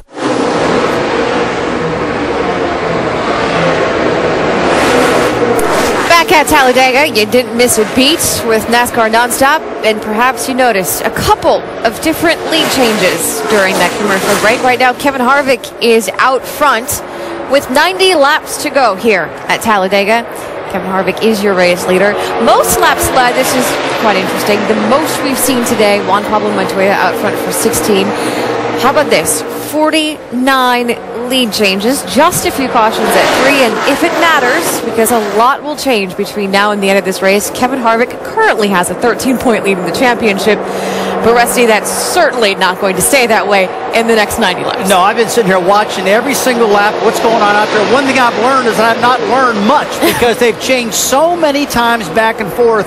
But one thing I do see happening, guys, is that they're trying all kind of things out there. In my opinion, they're just trying to figure out, again, who they're fastest with and what they can pull off. And above all, they're getting ready for that last lap, Brad, which is going to be the most important lap. I think it's going to be... I think you just said it's going to be a doozy. It's going to be a doozy. It's going to be crazy. Without question. These guys all have shown a lot of patience throughout the day, minding their P's and Q's, just making laps, putting themselves in position to figure out where their car is best on the racetrack, just kind of dancing around a little bit. You're absolutely right. Last third of the race, these guys are going to go racing home.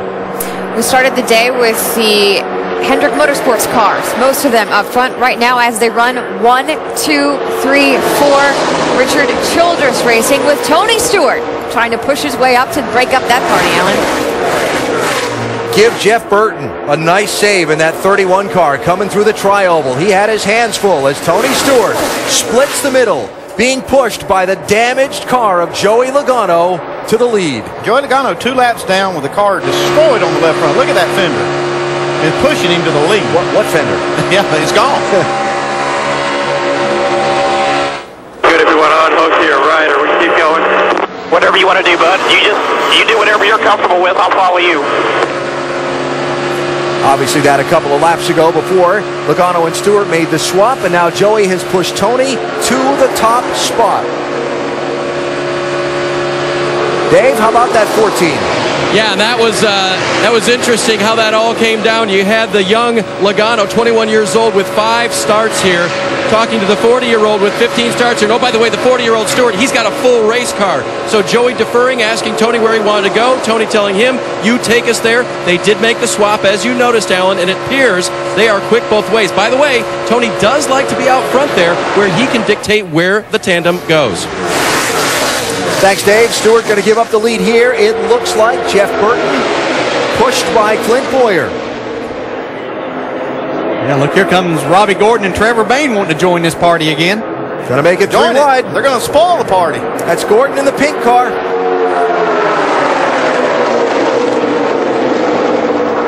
And the Red Bull guys, Casey Kane in the 4, Brian Vickers in the 83. Remember a little while ago, they had just pitted under green, then the caution came out. Kane had to take the free pass. Vickers had to take the wave around. They've come all the way back to the front. Not that I'm surprised at that. It's Talladega.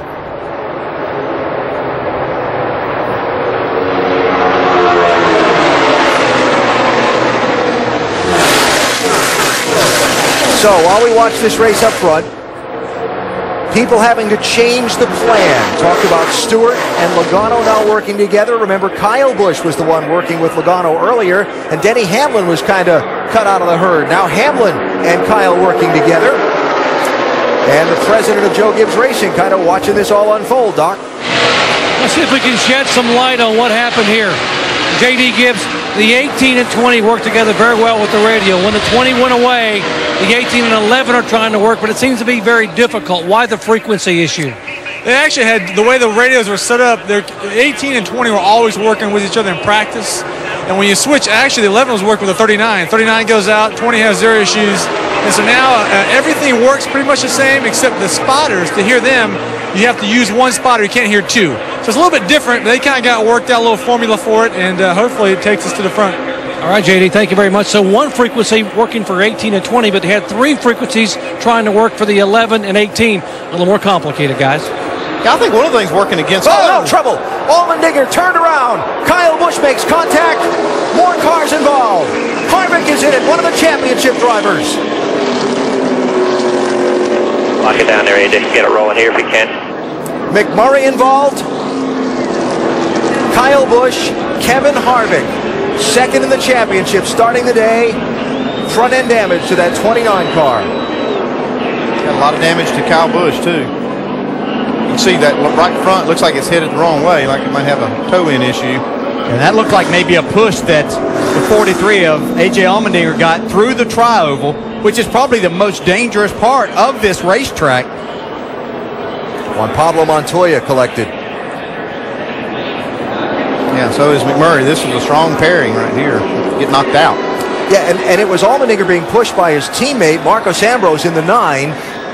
I agree with you, DJ. It looked like that's where that started. Yeah, and the cars get light there already. Tires are straight. You're getting a push, and that's what creates these situations in the tri-oval, because the tri-oval may look rather subtle, but it's a pretty good turn inside the race car.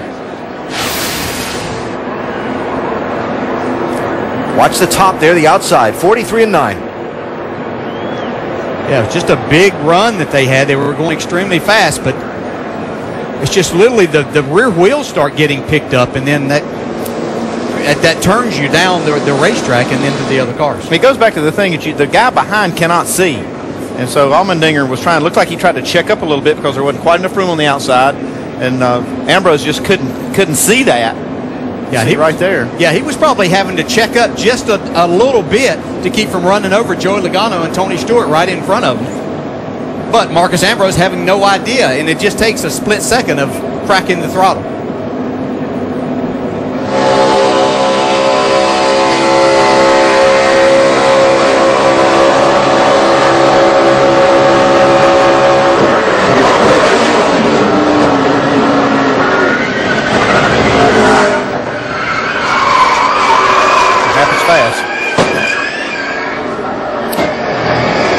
So Kyle Busch, 4th in the championship. Kevin Harvick, 2nd in the championship starting today. And watch Matt Kenseth in that 17 slide through.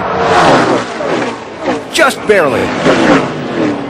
And the good thing there was David Reagan gave Matt Kenseth room to do what he needed. He saw it, even though he was the car behind, he was able to get back, give Matt room, and not run over and push Matt into the rest of the pile. Yeah, that's great reactions for Reagan. You see him just pull right back off the back bumper. And how close Kenseth came to scraping the wall with the right side of that car. From Kevin Harvick. Yeah, Kevin just a victim of this. He was just sitting down there minding his own business. Spin.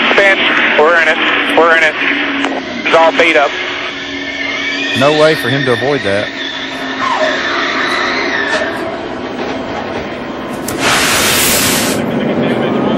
Kyle Busch getting repairs done. 42 let off the brake and rolled the whole apron to come find me and hit me right in the right rear. There's no way this thing's going to track straight.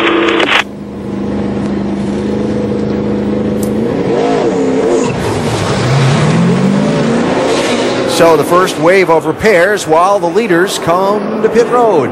Jamie? And Jeff Burton shown as the leader right now. He said, when we pit, we're going to take fuel. See him jack him up on the right side. They're going to put right side tires here. You see him setting up on the left side. 4 tires for Jeff Burton. Vince? Brian Vickers' 28th birthday tomorrow, having a run worth celebrating today. 4 tires, no changes, just Sunoco fuel for the 83. Doc? Casey Kane, 4 tires, trying to get his first restrictor plate win ever. 3 pit stops, previous stop to fix a right rear fender. He's away. Dave. Brad Keselowski is in for a 4-tire stop. Got too close to the wall last time, so he couldn't make the turn out. That's why he took so long. He's in a little better position this time. They'll pack it full of Sunoco fuel after that 4-tire change. So the leaders head back out onto the racetrack with a full load of fuel and some fresh tires, while some of those involved in this incident, particularly drawing our attention, principals in the championship like Kevin Harvick and Kyle Busch have some work to be done on their cars. Yeah, you see the rear end housing knocked over to the left side on the 18 car. They're going to have to work on that. Alan, you asked at the beginning of this show why we called it a wild card race. That's it. And you could say some were dealt a bad hand there? I'd say so. Or at least I would. Yes. Kevin Harvick, so steady through the first 5 races of the championship. So happy to get through them intact, but he's not intact here at Talladega today.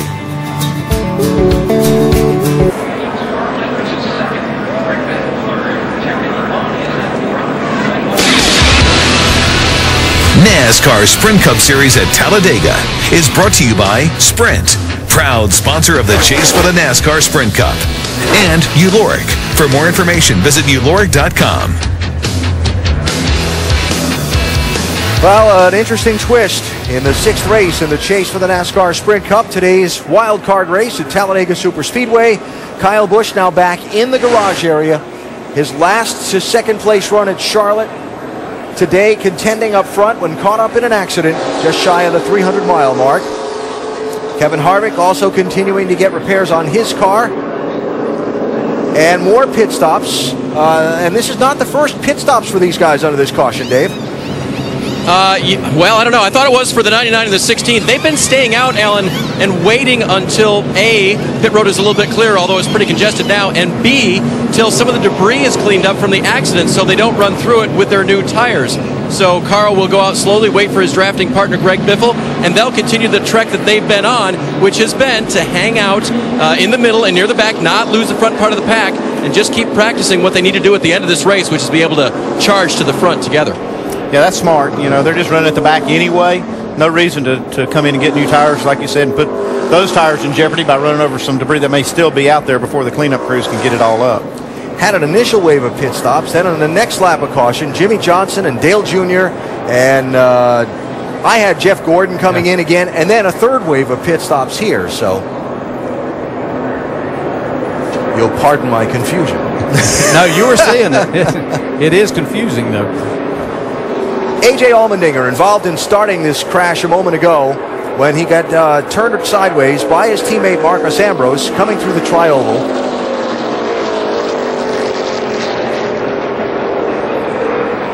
And Tim Brewer in our Craftsman Tech Garage. Tim? AB, this is one of those situations when NASCAR noticed the cars were actually getting turned sideways. This is a critical point in yaw right here. But as you see, when the car comes around, it starts to lift. Now, when the rear tires come off the ground, NASCAR's innovation was the roof flaps. What happens? The airspeed comes up through here, literally opens, deploys the roof flaps. What happens then? It puts the car back down on the ground so the driver can drive it. But these little flaps right along this area right here, they're designed for another method. They come up from here, turning the air straight up, pushing the car back down on the ground. All this together works in bad situations. AB. All right, Tim, thanks. So Allmendinger continues in the race. Kevin Harvick as well. And we go back racing. Clint Boyer, the race leader. Harvick on pit road again as the green flag happens and the restart sends the field back up to speed. Jamie? Well, the car looks pretty good now considering he had a lot of damage. Good thing is he still had water pressure. They changed right sides. Then they brought him back in. They added all that bare bond tape. He went back out and he said, I have a lot of smoke in here, guys. I have to pit. He just pitted for the third time to pull the fenders out. He's coming back out on the track now. And they were trying to stay just one lap down and hopefully, get the lucky dog, get back on the lead lap. Looks like they'll stay just one down, but they're going to go quickly 2 laps down, running by themselves. Right here comes the leader.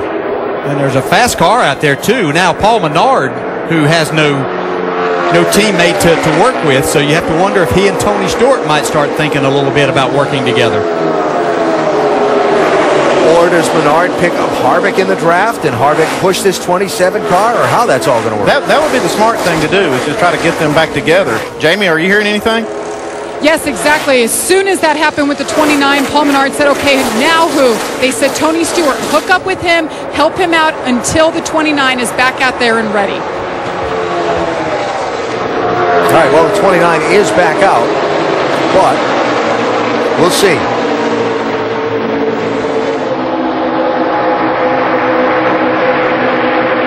And Menard hanging back for now without a drafting partner at the moment, as Tony Stewart continues to work with Joey Logano. This pairing worked pretty well the last run. I'd be surprised if they break this up. By the way, back there with them, Carl Edwards, still championship leader coming in. And I'm curious if this will change anything for the 99 team, because they've been running around in the back all day hoping to avoid trouble. Can you get? Well, they did that. They avoided trouble. Well, I was just saying, can you get even more conservative? I mean, I don't know.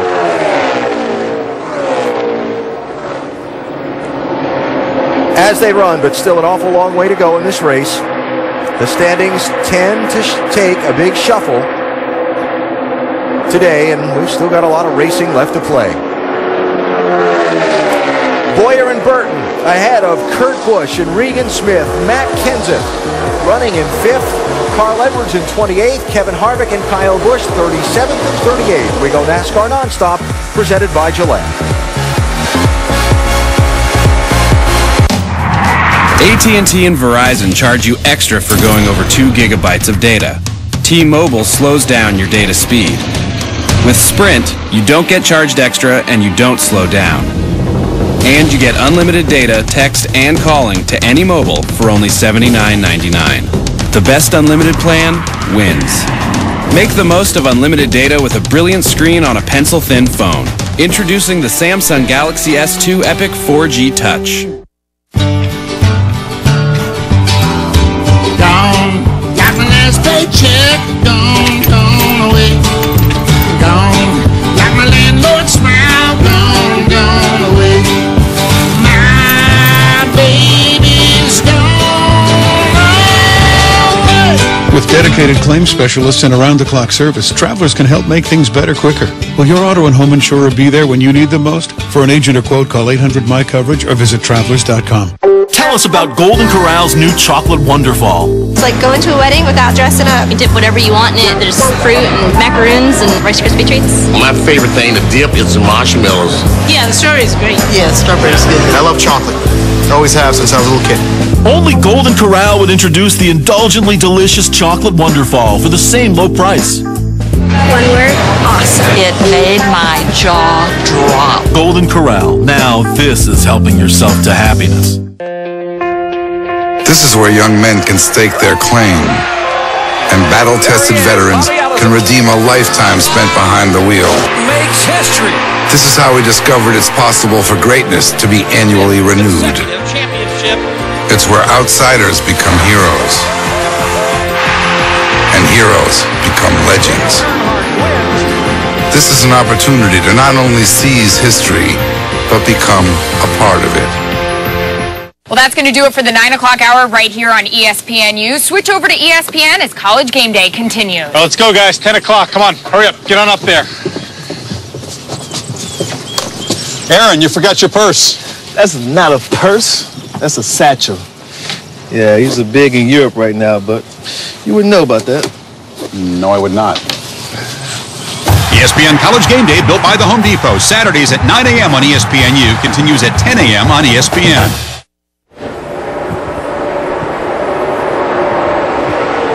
Back at Talladega, 73 laps to go here. The leader is Matt Kenseth in that 17 car. His teammate, David Reagan.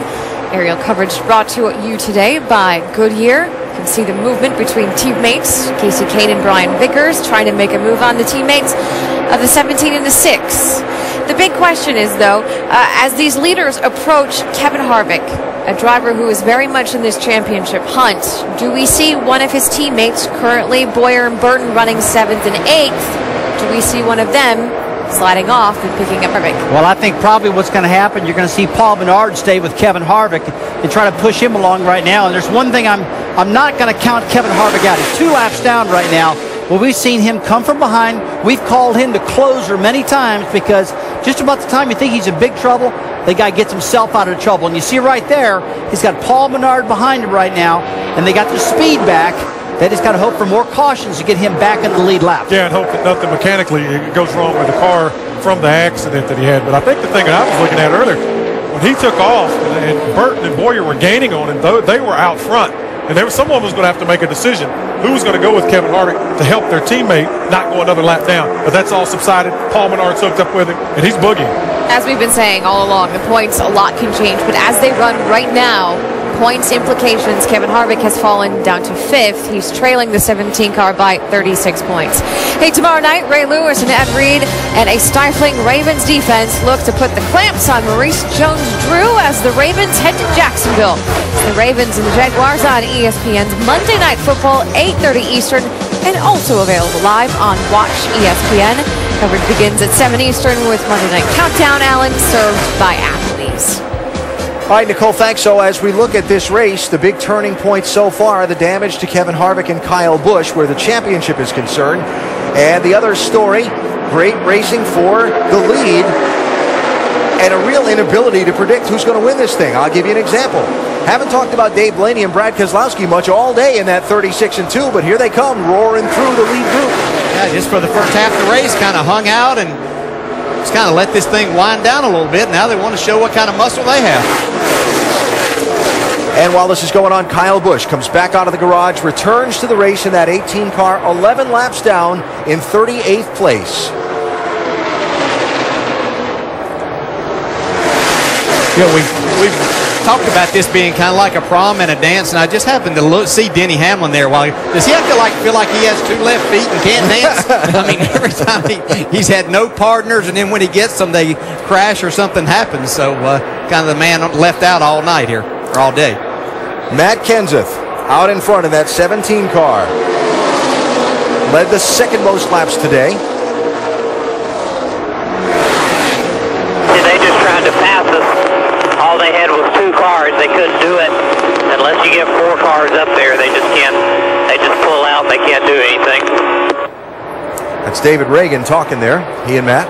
Yeah, they have a good strong pair. But you know, one thing that's happening here, It's too early in this race to know who really has what. I think when you see these, the race start closing to the finish, you're going to see people at the front that we haven't seen all day long, and you're going to see who has the best car. So just because they can hold off some cars now doesn't mean they'll hold off some later. Yeah, because as we talked earlier, they're not going to be as offset trying to get air to that radiator and keep them cooler. They're going to be tucked in as tight as they possibly can and pushing as much as they possibly can to make as much speed.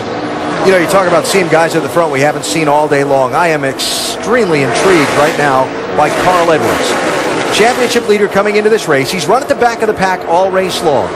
Kevin Harvick with troubles, but Matt Kenseth, one of his rivals for the title, up there leading a lot of laps in this race.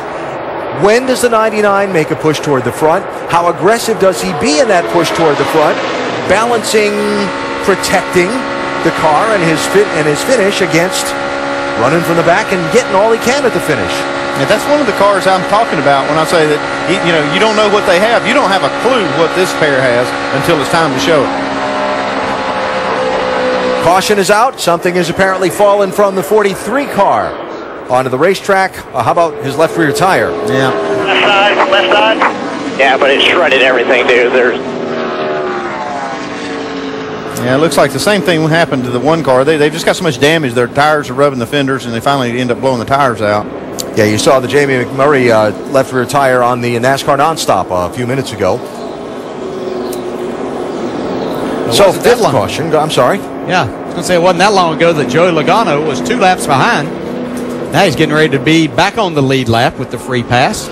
And now that puts him back on the lead lap, the next caution would likely give Harvick one of his 2 laps back because there's nobody one down, and Harvick is the next car that's not on the lead lap. And Logano's car looks perfectly good to be on the lead lap, doesn't it?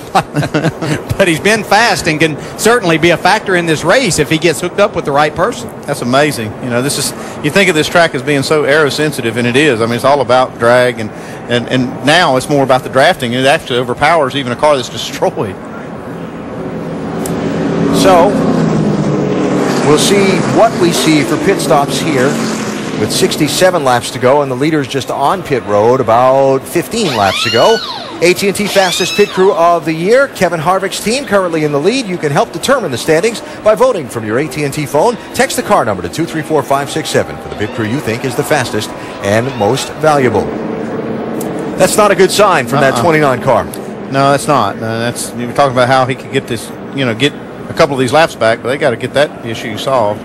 May have a crack in an oil cooler or something because he took a pretty hard shot in the front. And I don't know that they ever raised the hood on it to figure out if they did have a problem there. Pit stops. Kenseth is in, and Reagan. Jamie? And the two have been glued together. The call for the 6 was right sides only. Matt Kenseth, gas and go. They're cleaning off the grill there. There was a lot of debris out there. Both drivers down and away. Vince? Upper right-hand side of your screen, Brian Vickers, just 2 tires, right sides only, packing it full of fuel. It's been good so far for the 83. Doc? And right sides only for Casey Kane, right lower part of your screen, leader trying to hang on. A win would be huge not only for Casey Kane, but for this team overall in terms of the big picture for next year. Guys? Race off the pit lane. Clint Boyer going to be first out. And Kenseth and Reagan and Boyer and Burton kind of setting themselves up to be nose to tail on the restart. Cleanup continues. We go NASCAR Nonstop, presented by Gillette.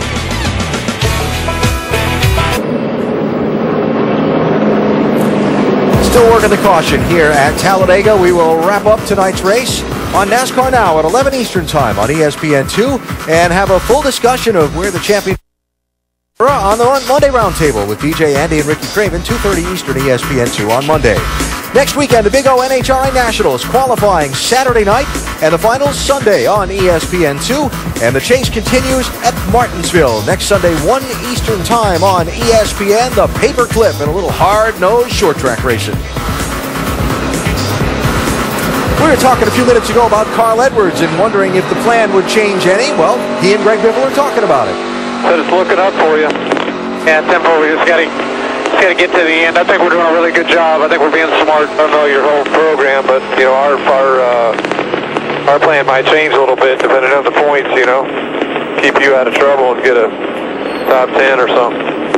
might be a little smarter just to be easy to go for the top 10 now that you got, real problems with the other guys. I don't know. What I'd like to do is I'd like to just stick to our same plan, be there at the end, and I think we can still win this thing.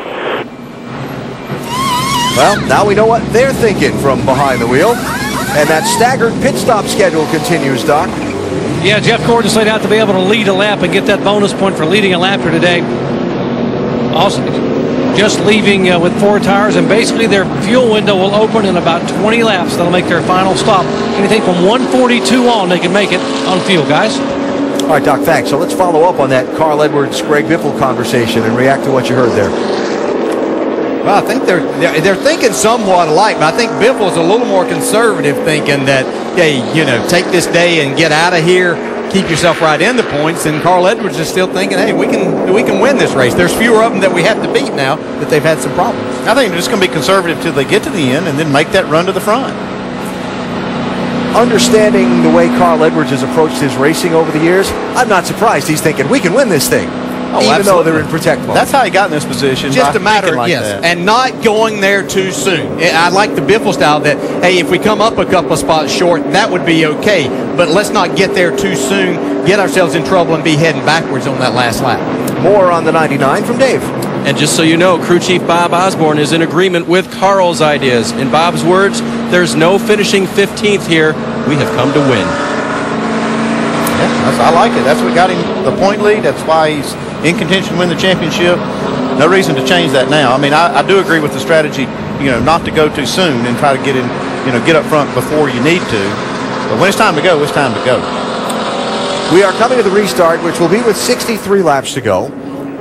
Extensive work, as you saw in NASCAR Nonstop, done on Kevin Harvick's car under this caution. That's Harvick lagging back there on the apron. Hearing from pit road that 29 may be coming for a spell behind the wall if they can't get this smoke to stop to NASCAR's acceptance. 63 to go.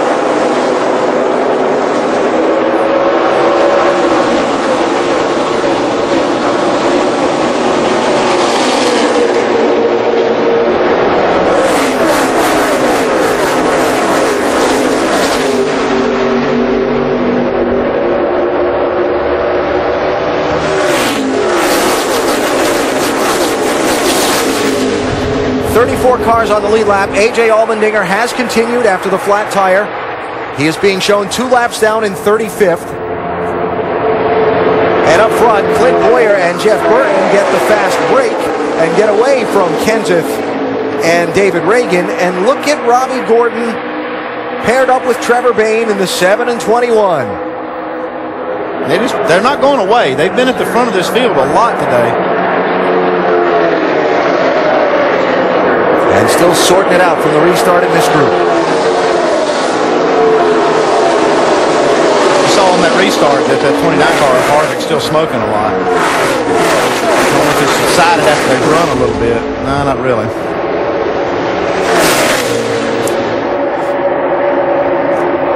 Nerkio Thomas cleared up. NASCAR on its race control channel is telling the 29 team they need to fix the smoke coming from that car.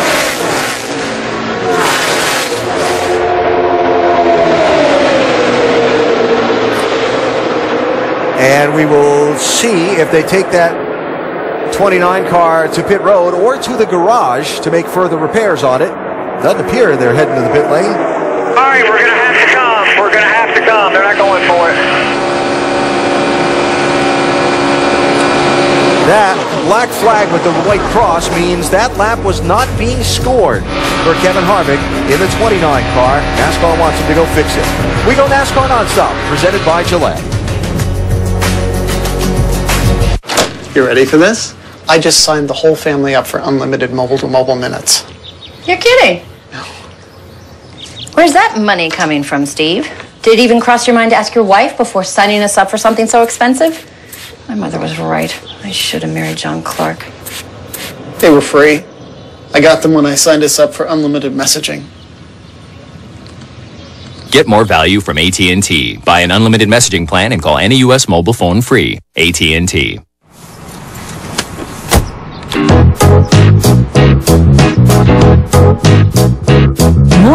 folks are trying out Snapshot from Progressive.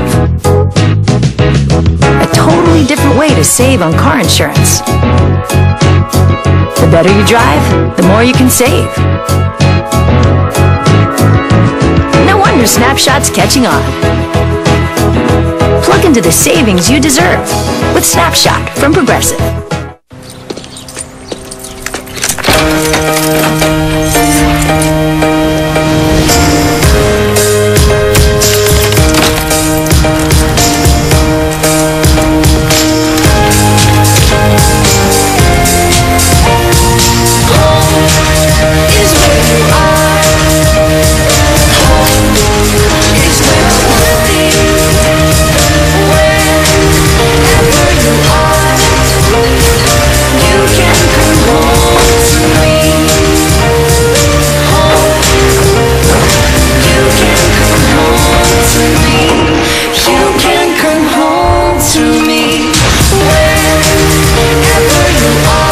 Now you can know your home inside and out.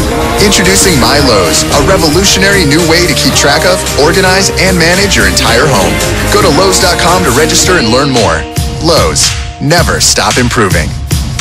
It takes 100 cans of Dr. Pepper to make a first down marker, 15,000 to make a field goal post, and 31,000 to make a scoreboard. But it only takes one video for Dr. Pepper to make your dreams a reality. Dr. Pepper is changing lives by giving away $1 million in tuition to help students achieve their dreams. Log on to ESPN.com, search Dr. Pepper to submit your video for a chance to win, and tune into Dr. Pepper Championship Week on ESPN. Hey fans, customize my gear, only at the NASCAR.com Superstore.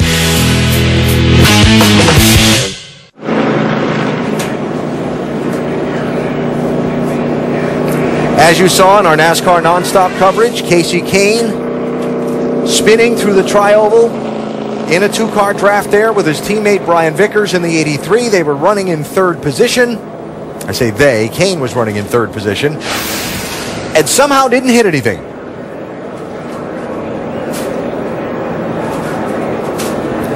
You can see Casey started to the outside like they were going to try to make a pass for the lead from Robbie Gordon and Trevor Bayne. And Brian Vickers got just to the right side of Casey's rear bumper through that tri-oval where you still have a little bit of wheel in it. Sent him spinning. Luckily, didn't hit a thing. See Matt Kenseth and Reagan again doing a good job. See Reagan immediately getting on the brakes and getting off the rear bumper. Matt has been around a couple of things today, and David Reagan has really helped him out. Yeah, watch Reagan right here. He gets off the rear bumper real quick, enough that Matt can slow down. Wow.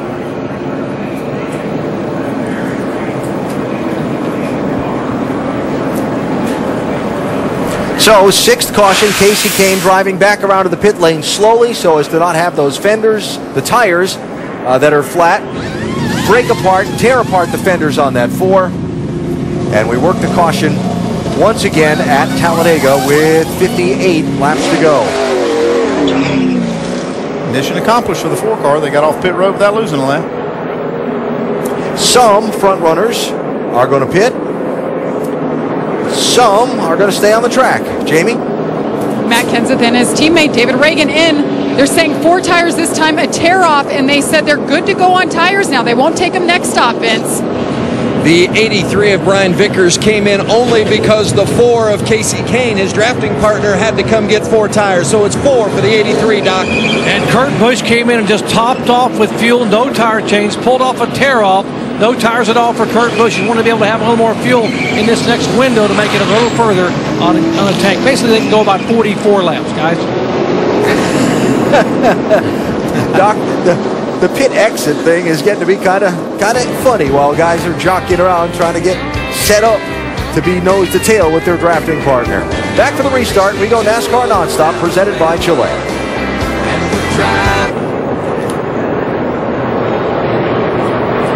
Half a lap for the restart in our NASCAR Nonstop coverage today from Talladega. You saw Kevin Harvick's team working on this 29 car, an army of Richard Childress Racing people there, Jamie. That's right. This could be the defining moment in the championship hunt. You see how many different people. I've never seen this many people in the garage trying to get him up to speed. Kevin Harvick had the car on. He turned it off. What it was is a broken oil cooler. They added oil inside the car. They're fixing the damage on the front end of that car. And you see the driver just sitting there. A lot of dejected faces down here. Alan? All right, Jamie, thanks. Now the question is, any damage to the engine? Probably not. No, they've kept oil in it. I think that's fine. They just got to fix the leak. I've never seen this many people working on a race car in my life either. Look at that. That's a good coordinated effort going on. Remember, Kevin Harvick started 5 points or 5 positions on the racetrack behind Carl Edwards for the championship today. Right now, with Edwards running around the back of the pack, the damage doesn't appear to be significant. But if Carl makes any kind of a charge in the last laps of this race, that gap could get to be significant, leaving Talladega today. Robbie Gordon, Trevor Bayne, sharing the front row for this restart. Remember, they've been drafting teammates, as have been the guys in the second row, Clint Boyer and Jeff Burton. Watch the guys on that outside left of the screen. 56 and 00. Michael Waltrip Racing teammates, Martin Truex Jr. and David Ludeman. Yeah, the 13 and 51 are lined up together, too. They could make a run for the lead here.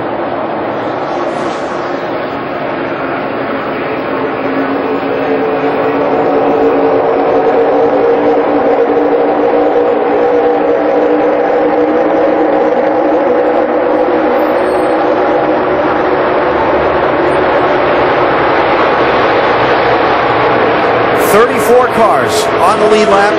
Casey Kane did stay on the lead lap after that spin a minute ago.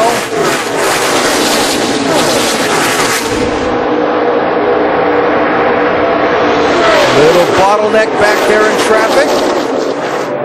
Look at Tony Stewart still coming to the front with that battered 20 car pushing him.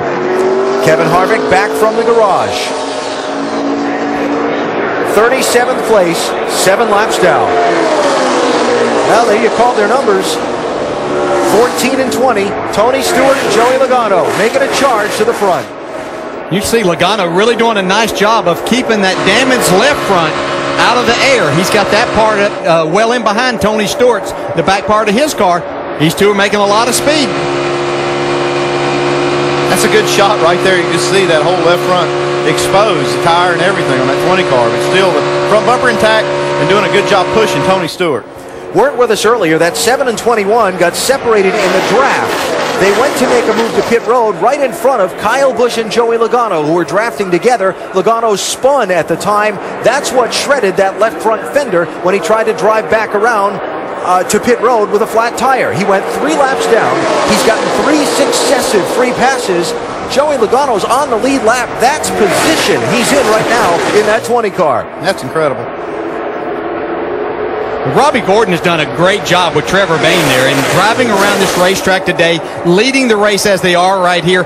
I don't think this twosome would work nearly as well if these two were reversed, so it might be Trevor Bayne's day to push Robbie Gordon as far forward and maybe to victory lane before this is over. And resetting the story of the 7 and 21. At one point in this race, they got separated in the draft. Trevor Bayne was shaken out of the draft and fell some 12 seconds behind. Robbie Gordon abandoned Denny Hamlin, who had kind of picked up on him, and went back to 38th spot to pick up Trevor Bayne in the draft and brought him all the way back to the lead. A little move right there by Tony Stewart to get over on the quarter panel of the 21, separated those cars. You can see how quickly they're losing speed. 22-78, Kurt Busch, Regan Smith. Haven't seen them at the front today. Talked about this a little while ago. We've seen a lot of them having trouble finding each other on restarts, but now they're pushing. And they're racing for 3rd spot. And just behind them is the 13 and the 51 of Casey Mears, Landon Castle, making their presence felt again. Can an underdog win? The white cars there. Travis Kvapil, 38. David Gilliland, 34. They could factor into the finish of this one. Look at Ryan Newman's car, which was torn up in an accident earlier, being pushed by Denny Hamlin right now. He's 16 laps down, but car's still fast. And Denny Hamlin is on the lead lap in 9th, and he was out of the draft earlier, the odd man out in an odd numbered field that's paired up by 2s. Got a lap down, got a free pass, came back around, found a drafting partner.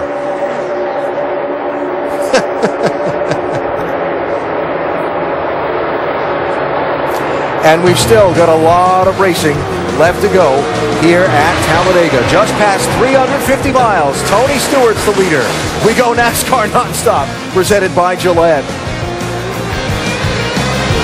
I love this card. With the Bank Americard Cash Rewards credit card, we earn more cash back for the things we buy most. That's 1% cash back everywhere, every time. 2% on groceries. 3% on gas, automatic. No hoops to jump through. That's 1% cash back on Oscar. Tony. Oscar. 2% back on whatever she'll eat. 3% back on filling up this baby. Now get 1, 2, 3% cash back. It's that simple. Apply online or at a Bank of America near you. We're talking 3% back on gas. AT&T and Verizon charge you extra for going over 2 gigabytes of data. T-Mobile slows down your data speed. With Sprint, you don't get charged extra and you don't slow down. And you get unlimited data, text, and calling to any mobile for only $79.99. The best unlimited plan wins. Make the most of unlimited data with a brilliant screen on a pencil-thin phone. Introducing the Samsung Galaxy S2 Epic 4G Touch. I'm not a ship captain who battles monsters and has treasure pouring from his pants.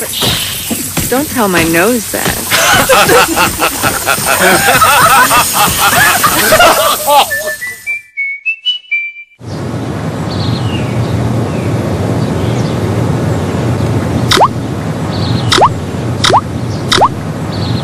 Browse, flirt, or find your soulmate at Zoosk, the online dating site that lets you date your way.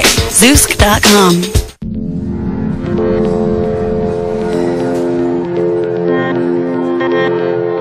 Respect doesn't just come from a name. Respect doesn't just come from a number. Respect isn't about where you come from, where you've been, whether you're old school or whether you're new school. Because when you're racing for fans as hardcore as ours, you don't ask for respect. You take it. Well, that's going to do it for the 9 o'clock hour right here on ESPNU. Switch over to ESPN as College Game Day continues. Well, let's go, guys. 10 o'clock. Come on. Hurry up. Get on up there. Aaron, you forgot your purse. That's not a purse. That's a satchel. Yeah, he's a big in Europe right now, but you wouldn't know about that. No, I would not. ESPN College Game Day, built by the Home Depot. Saturdays at 9 a.m. on ESPNU. Continues at 10 a.m. on ESPN.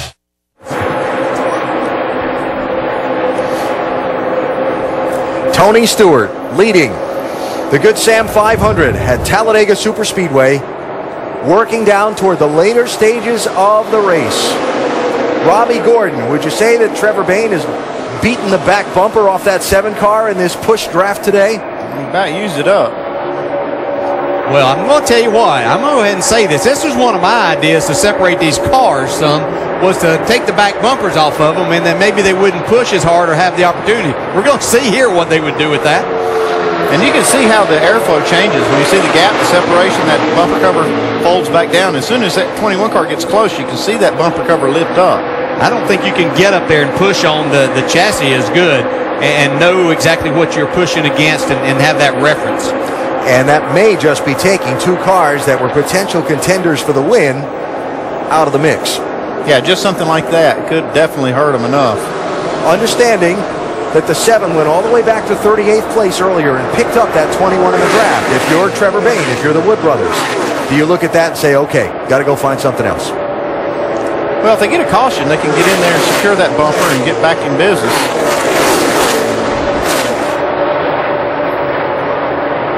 Tough call, huh? Dave, what are they saying about that 7? Or what they think they might do, they're telling Robbie they're just going to cut the whole thing off when they come down the next time on pit road. But it definitely appears to be affecting, well, I don't know, how much do you think it's affecting their speed right now? It's hard to say. I'm like Dale. I don't think that they can effectively stay connected, you know, with that, with the bar behind the reinforcement being the only thing that's touching the front end of the 21 car. Plus, the Mark Martin and Jeff Gordon sighting, guys. They decided to show back up in this race. Watch out. Well, before you get too excited, they're 18th and 19th. Well, they haven't even been in part of the camera. What may happen with Robbie Gordon's too is that piece may decide to become unattached there and end up on the racetrack for another caution here before long. And I think we're seeing that 21 and 7 separate enough in the corners that either Trevor's backing off to try and preserve that 7 car, or they're just not able to stay together with it in that aerodynamic condition. I think that's the biggest thing, is Trevor just has no idea what he's up there pushing against now and what he can do and just how much he can force it, Doc. Yeah, I'm up here talking to Donnie Wingo and some of the Wood brothers, and they were talking about what our options are. They said, really, there's no one else to get up with right now. The 7 is our only option. But what we might have to do is going around in front of the 7 and have the 7 push the 21. We weren't nearly as fast. That might be the only thing we have left here. Right now, they're just going to try to hang on and maybe let Trevor get in front of Robbie Gordon here very soon. Yeah, that's exactly right, Doug. That's what Andy and I were up here. I think that's their only option right now, to keep this pair together and just see what they can do with Robbie Gordon pushing Trevor Bayne in that 21. But it has been in this configuration all day, 7 being pushed by 21, so that'll be something new to find out for those drivers and teams. One thing could be happening, too, is that bumper cover is covering over the hood of that 21. It could be restricting the airflow even more and making it more of a problem to keep the 21 car cool. Up front, Tony Stewart, pushed by Joey Logano. Kurt Busch, 22, 78, Regan Smith. 31, Jeff Burton, 33, Clint Boyer. And by the way, coming back into the frame, Juan Pablo Montoya in the 42, pushed by Jamie McMurray in the 1. Montoya is lead lap. McMurray is 7 laps down. Championship standings at the moment. Stewart started the day 5th. 24 points off the lead. Remember, Carl Edwards is running in the back. Don't know that he's going to finish there. No, he's 33rd right now. I'd say for sure he's not going to finish there. They're just hanging out, waiting for the right time to make a charge. Yeah, but on that run up through traffic, never know. If he finishes back there, it'll be because they were trying to make their way to the front and something happened. But we have seen this twosome right here. Tried this before, back when we had pack racing, and they tried to go to the front a little bit early, and they actually got themselves in trouble and created a big wreck. So hopefully they maybe learn from that, and they'll be a lot better off today as they start making their march forward. But they've got a long way to go before they want to start that. Memory serves, that was 2008, right? Carl bumped Greg going into turn 3, and it set off a chain reaction accident that claimed a bunch of cars. They talked about that this week between them as they chatted to make their plan for this race. They talked about the mistakes they've made here in the past and how they've learned from it, and shook hands on it and came to an understanding of what the plan was going to be for this race, and feeling like they know better what not to do because of that very experience together. So that's Edwards and Biffle, 33rd and 34th. Let's also have a peek in at Jimmy Johnson, the 5-time champion, who is running 24th with Dale Earnhardt Jr., still partnered up with him in 25th. There they are. Remember, a time or two today, they've made a run to see kind of what they've got. And all that going on behind leader Jeff Burton. Been a while since he's been to victory lane in the NASCAR Sprint Cup Series, but he's been up front a lot today. Burton and Boyer, 1 and 2. 41 laps to go at Talladega. We go NASCAR Nonstop, presented by Gillette. People think because I spend all my weekends at the racetrack, my life is predictable. Actually, things are constantly changing. And whether I need to protect my ATV, my truck, a new home, cover my home away from home, having life insurance, or a growing business, with Nationwide Insurance, I can bundle them together and save. You can too, up to 25%. So call Nationwide Insurance today to bundle and save. Nationwide is on your side. Call 866-500-5555.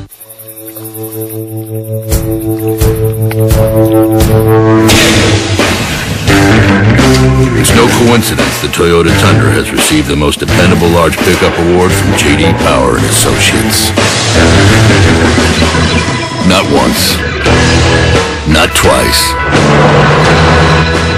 but 6 years in a row. Now that's a statement no other truck can make. The full-size Tundra from Toyota. The One restaurant with unlimited amazing food for one incredibly low price just might have gone deliciously off the chart. Only Golden Corral would introduce the lusciously amazing chocolate Wonderball. Dip fresh strawberries, marshmallows, homemade macaroons, and more in a non-stop flowing river of chocolate indulgence. That's right, a non-stop flowing river of chocolate indulgence. Golden Corral. Now this is helping yourself to happiness.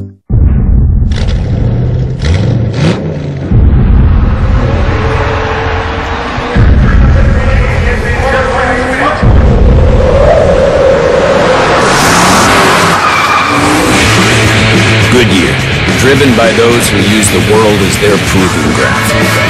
And everything we've learned making these tires inspires what we roll into yours. Goodyear, more driven. Catch the exclusive unveiling of the new BCS standings. Find out which teams have the early inside track to play for the national title. Who are going to be the teams that are going to be able to withstand that pressure? BCS Countdown, tonight at 8:15 on ESPN. Hey fans, customize my gear, only at the NASCAR.com Superstore.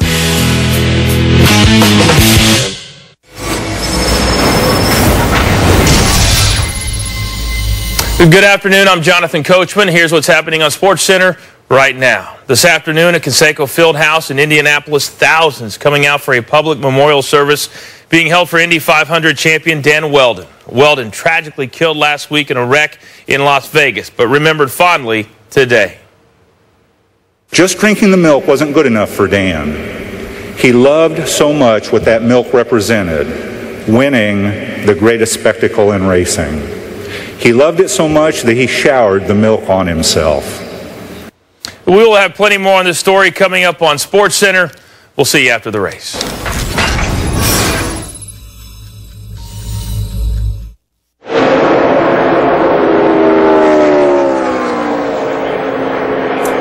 Jonathan, thanks. After Dale Earnhardt's passing, I asked the driver about going racing again, and he said that just like when any of us loses a loved one, we have to keep moving forward and keep going. And he said, racing is what I do.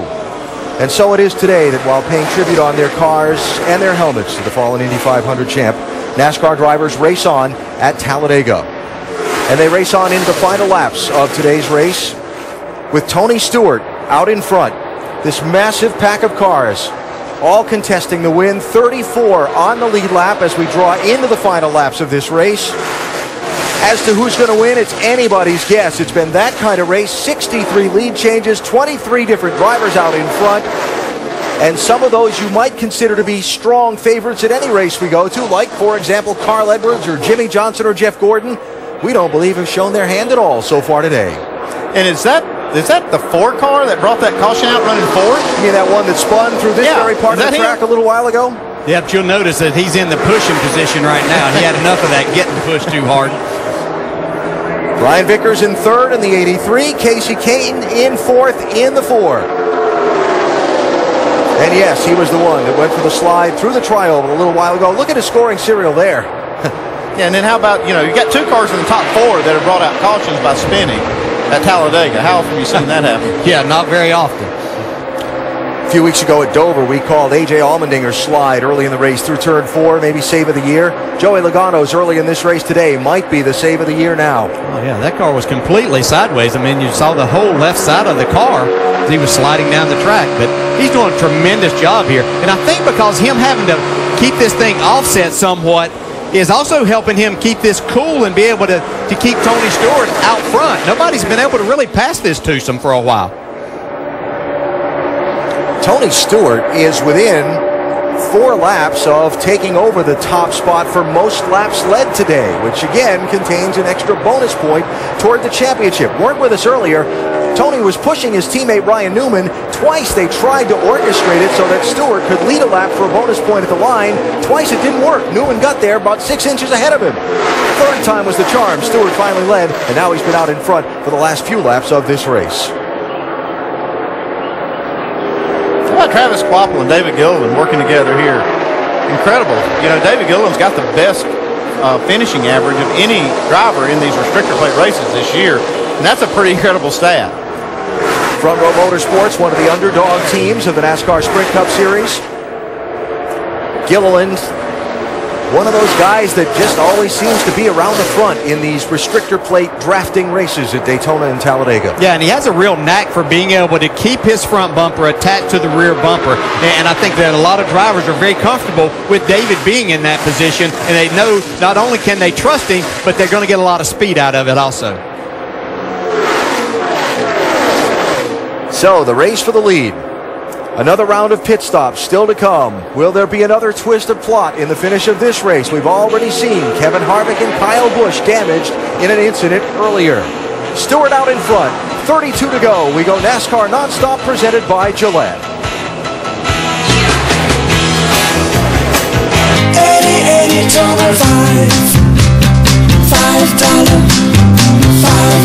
footlong. Any Toner 5. $5 footlong. Any Toner 5. Can't go wrong. October's now Anytober. Any regular footlongs a $5 footlong. Any starting at 7 a.m. Even the Italian BMT melt and steak and cheese. Subway, eat fresh all day long. We're on the road with the General, talking to people about their auto insurance. Now, Richie, you don't have auto insurance coverage right now. Why is that? Well, I have too many tickets on my driving record, and all the quotes I get are just way too expensive. Well, you need to get a fast online quote right now from the General. Rates are low, and you can get insured for as little as $39 a month. And you'll get instant proof of insurance. For a great low rate you can get online, go to the General and save some time. Wow, what's that? Oh, it's the new AT&T smartphone. Nice. I wish I could afford one. Yeah, I got a good deal. Look at that screen. Fast, too, right? Oh, yeah. Last week, FITD. It streams movies. Real web browsing. Turn left now. Look at this camera. Hold on. Let's get a photo. I'm listening to downloaded music. Oh, I can afford that. See ya. The AT&T Impulse 4G. For $29.99, there's no excuse not to get your own. AT&T. This year, winning means more, and Jimmy Johnson would do anything to win. He'd take 2 tires instead of 4 with laps to go.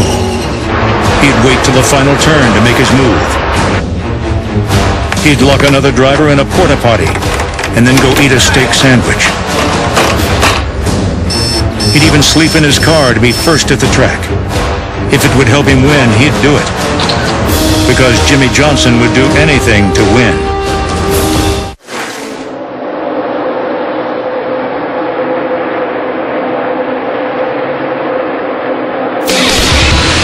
NASCAR Sprint Cup Series at Talladega is brought to you by Golden Corral. Help yourself to happiness. Silver Star Ultra headlights from Sylvania. And Gillette Fusion Pro Glide in the Irritation Defense Line. Help defend your skin.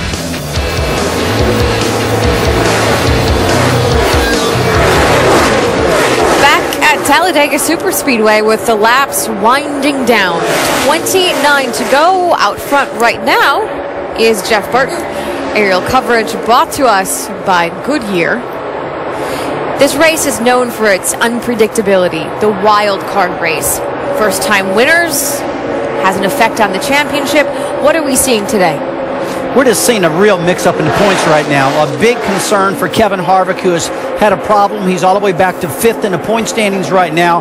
But Matt Kenseth, the guy we talked about on our show before it started, really having a great day right now, leading our points as this thing continues on. Carl Edwards is planning his strategy for late in the race, Brad. But I don't think what we're seeing in the points right now is going to end up this way when it's all said and done. Yeah. Too much racing left. I agree with you. And as we go back, we're talking a lot about these first-time opportunities, winners at this racetrack. The guy for me would be Landon Castle. I mean, he has been up near that front all day long. He keeps shuffling back and forward, back and forward. I've watched him all day, and I think he has a good opportunity possibly to get that 51 car into victory lane. He's done a great job, and he keeps moving back and forth, back and forth. Keep an eye on him. Well, we talked about him earlier, though, Nicole. I'm sorry to interrupt you. This guy doesn't have a sponsor, the 51 car for next year, and he's been instructed to drive his brains out, too. Good job. Yeah, good do job. everything he can. He finished 2nd in the nationwide race at Daytona this year, so he knows how to run good on restrictor plate races. Landon Castle has the potential to become the 11th first-time winner here at this track, but there are a couple of drivers throughout history that have been been able to collect their one and only career wins at this track, including the very first winner at Talladega Superspeedway, Richard Brickhouse in 1969. Most recently, though, 1988, and Phil Parsons. What will we see happen in the next 27 laps, Alan? Nicole, if it's anything like what we've seen happen in the last couple of laps, we're all going to be holding our breath, I think. We saw Matt Kenseth squeeze his way to the inside lane. We saw Jeff Burton have a big wiggle being pushed by Clint Boyer. And we've seen Tony Stewart get separated from Joey Logano by Kenseth and David Reagan, 17 and 6, have to go back to 16th place to collect that 20 car, and now charge his way back up to 5th. And how about Brad Keselowski in the deuce, pushing Dave Blaney in the 36. If you remember, Brad Keselowski's first win was when he pushed Carl Edwards.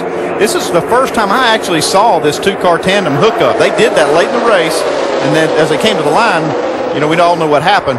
Carl Edwards went upside down, and Brad Keselowski got the win. So coming up on the opening of that pit stop window, I believe it was Doc that reported to us a little while ago, anytime after lap 162, we could see the leaders make their final pit stops. Trouble. 71 car and the 32 in trouble. Andy Lally in the 71 in the outside wall. 32 is Terry Labonte. I think these two cars have been running together. Caution is out. And now those final pit stops will be made under the yellow flag.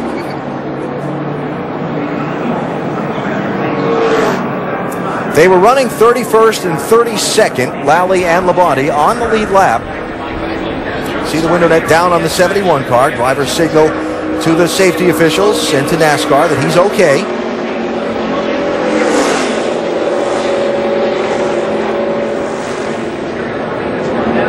But Andy Lally, with a wrinkled up race car, sitting on the apron inside turns 3 and 4.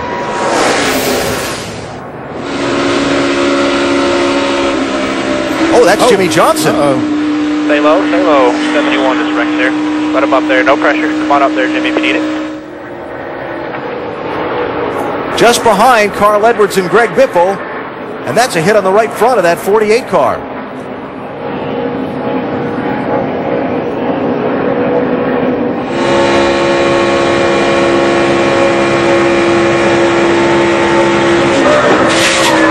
That's a pretty severe hit right there in the right front of the 48 car Jimmy Johnson. It's a good job by Jimmy not to regret. I mean, he can maintain control, but he did take a pretty good lick on that right side.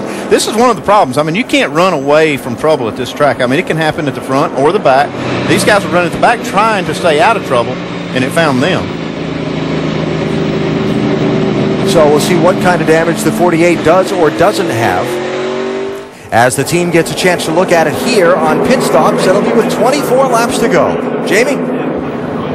And you see them all coming in. First up, it is Matt Kenseth. Last pit stop, they said no tires the rest of the way. They clean the grill, pull it, tear up, fill it up with fuel. The 31 of Jeff Burton, bottom left-hand side, right side tires only. He and his teammate, the 33, been running up at the front, Vince.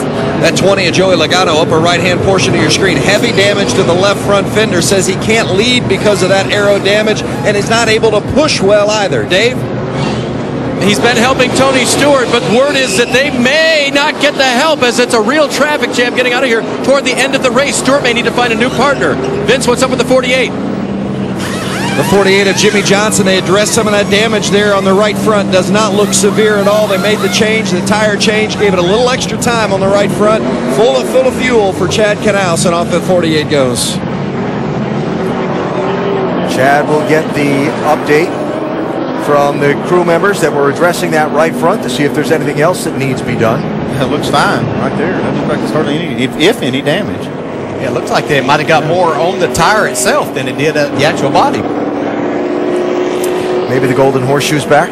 Maybe. Well, as long as it didn't affect the steering any at all, and I'm sure that Jimmy would have told him if his steering wheel was off any at all and it had done anything there. I kind of wonder, though, we heard Dave talking about how the 20 car was not going to help Tony Stewart. I kind of wonder how that's going to work out here. Only 24 laps to go. But first, why would the 20 not continue helping Tony? And then who's going to help him if he doesn't? Unless there's some Joe Gibbs Racing team needs that might override. Working on that back panel on the 7 car for Robbie Gordon. Yeah, they get that repaired, they can become a factor again, he and Trevor Bain. Without question. Remember, they went as far back as 38th and 39th and ran all the way up to the lead, did Gordon and Bain. Carl Edwards, Greg Biffle on that alternate pit schedule that we've come to expect these last few Talladega races, not pitting with all the lead lap cars, instead coming in a lap later when pit road is in theory less crowded. Although the Biff stayed out there.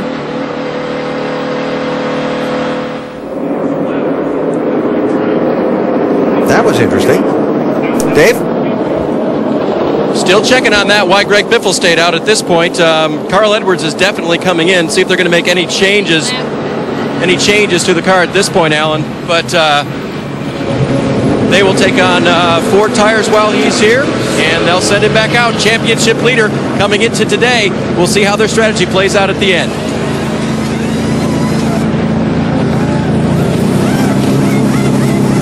All right, so Carl Edwards will restart at the back of the lead lap cars. I would expect we're going to see Greg Biffle in next time. He will. He just stayed out. I think to lead a lap, he's still in the battle for that 13th spot in the points. So I think he wanted to stay out there. They're going to be at the back anyway. Yeah, it was the first lap he'd led today, so he did get that point. Jamie McMurray, free pass under this caution. That'll leave McMurray 6 laps down after some troubles earlier in the race.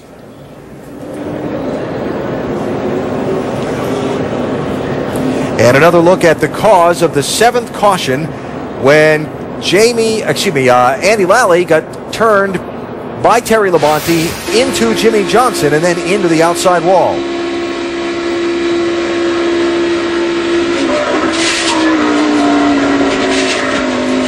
That's a nice save.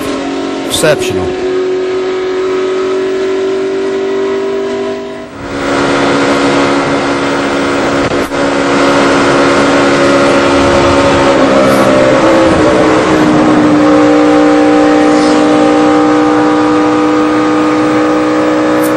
Dale Earnhardt Jr., our in-race reporter, had a good view at that one. Hey, Dale Jr., Dale Jarrett, you have a copy? What kind of pressure are you running around at right now under caution and what temp? 8. Temperature? Temperature 140.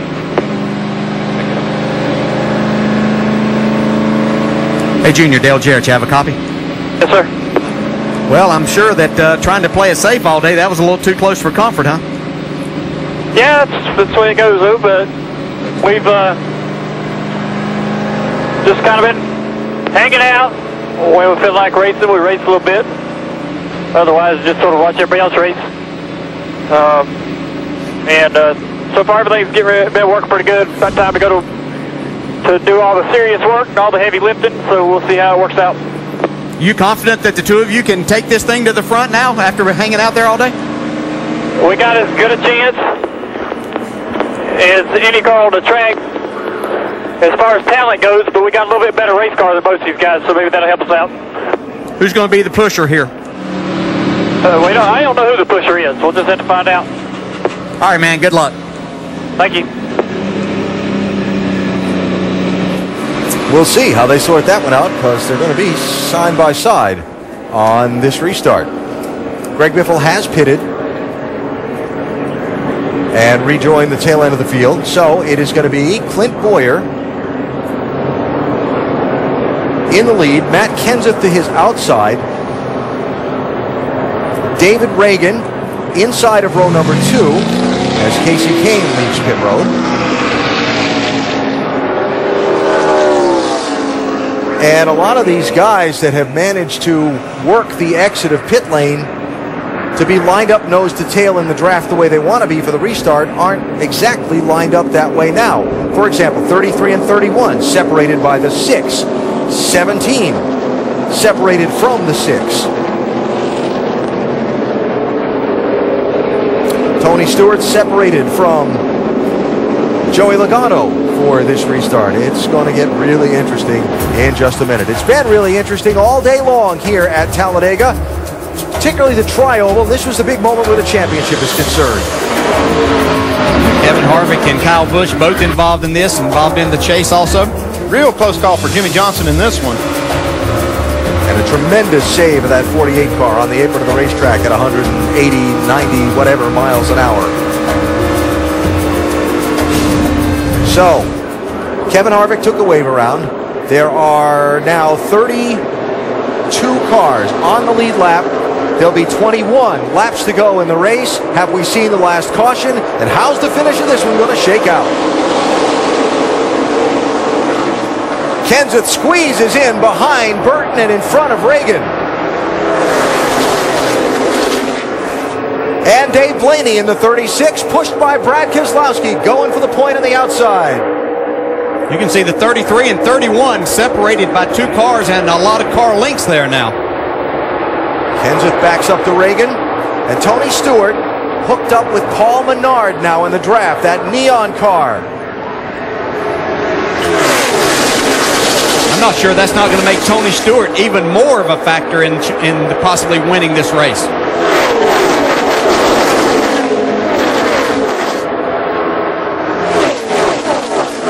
And still hanging out at the back, Carl Edwards and his drafting partner, Greg Biffle. Dave Blaney and Tom Baldwin Racing to the point at Talladega.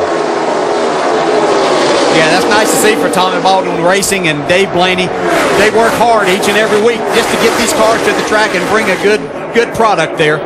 Good race driver, good owner. Nice to see good things happening. Now you see Denny Hamlin and Joey Logano getting together. And Dale Jr. and Jimmy Johnson looking like they might be trying to push through to the front right now. Well, it's 20 to go, Dale. I know you've done this from the back before. What do you think is the right time to start your charge from the back, if you're Edwards or maybe even Johnson? Yeah, way too early yet. You know, we saw Trevor Bayne and Robbie Gordon come from 12 seconds back in less than 10 laps to get themselves to the front. So I think there's still plenty of time here. So you're saying about 10 laps to go when you would want to make the charge? Yes. Tony Stewart to the lead. Remember, it was in this race a year ago that with 16 laps to go, Jeff Gordon was 21st, Jimmy Johnson was 22nd. Chad Knaus came on the radio, said go.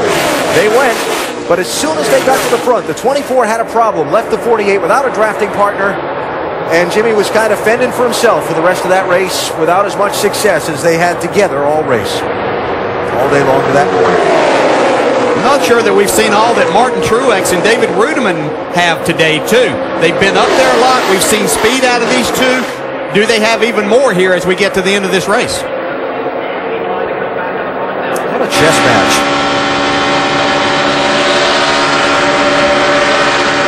Look at those cars moving around in the air in that draft at over 180 miles an hour anyway, Dave. And the thing to remember about the 56 and the 00 is the weekend didn't start well for them. They had some parts confiscated off the cars. The windshields were taken by NASCAR, but they regrouped, and these two have stayed together all day long. They planned on working together as teammates, and they've stuck together, the 56 and the 00. NASCAR saying further penalties to be forthcoming for those two, as well as the 47 team on Tuesday. Vince? Well, this is a spot that Junior and Jimmy Johnson have tried to avoid much of the day, being surrounded by other cars as they're just outside the top 10 and discussing how close they might be to go time. So do you want to wait a little bit and let these guys crash, or go racing? What do you think, Junior? I'm not in no big hurry to run up in there, but I thought we got a little bit too far out of it that last little run there. So, you know, I don't think we can start around too long. There have been a few times they've been tempted to go a little bit earlier today and get aggressive, and each time they've taken the conservative route. So far, it's paid off. Will it continue to pay off over the final 17 laps, Alan? A lot of racing left to find that out, Vince. Bobby Labonte, 47. Michael Waltrip, 15. The big charge to the outside. Jeff Gordon and Mark Martin, 24 and 5 as well. You might be looking good as Marcus Ambrose now has Trevor Bayne pushing him. We'll have to keep an eye on that twosome. Little bottled up there. Labonte and Waltrip got separated. Everybody gets through okay. Well, you can just feel the intensity picking up now with less than 20 laps to go. Can't you, though? Matt Kenseth looking to the outside. He and Tony Stewart, along with Clint Boyer, have been the people who've been out in front most in this race. Jeff Burton, Montoya, they've been up there as well. Look at that save by Dave Blaney in that 36. It's more than a save. Look at him still going to the front. Never let off the throttle. Wow. A lot of racing left to go. The story of this one yet to be told. 15 laps to the checkered flag at Talladega. Continue to watch the action as we go NASCAR nonstop, presented by Gillette. Walking my way, it's just how I want to do it. Changing up my mind, it's just how we're gonna do it. Turn your world upside down with Gillette Fusion Pro Glide, because you can shave against the grain with comfort. Fusion Pro Glide's microcomb guides hair for its thinner blades to cut close effortlessly. Get against the grain closeness comfortably with Gillette Fusion Pro Glide.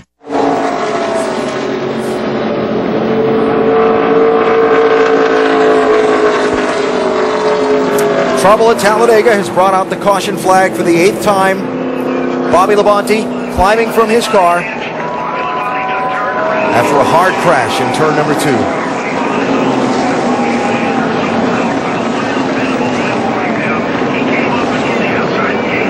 Labonte turned out of that big pack that was drafting all the way up into the outside wall and then collecting Kurt Busch on his way back down across the racetrack.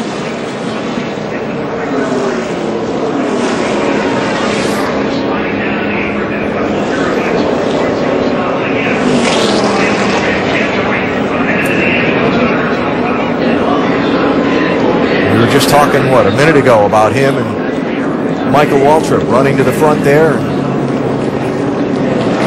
The intensity level was coming up. These guys were trying to position themselves for these last few laps. And pushing and shoving, it starts to take its toll, especially in the corners. These cars have to be connected all the way around the track to make that speed. Kurt Busch started the race 7th in the championship. Only 27 points, 27 positions off the lead. He's headed to the garage in the closing laps of this one. And that's an awful lot of damage to the front end of that 22 car.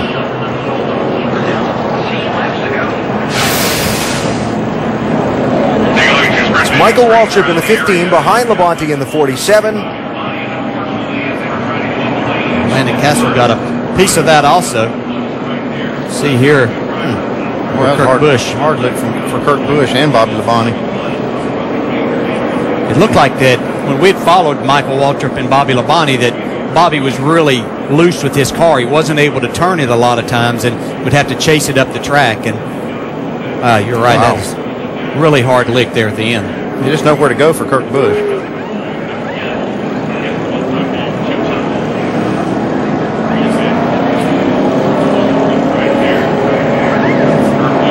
Wow, look at how high the back wheels of that car came off the ground in that hit. Just an indicator of how hard that collision was.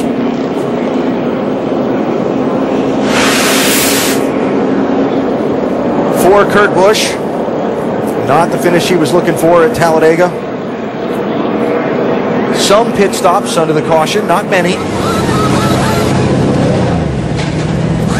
Mitch? You see the 48 on the left of the screen, the 88 Dale Jr. on the right. They've been partners, both taking 4 tires. They just talked about not coming in, but Jr. thought he ran over some debris, so that's why they came. Dave?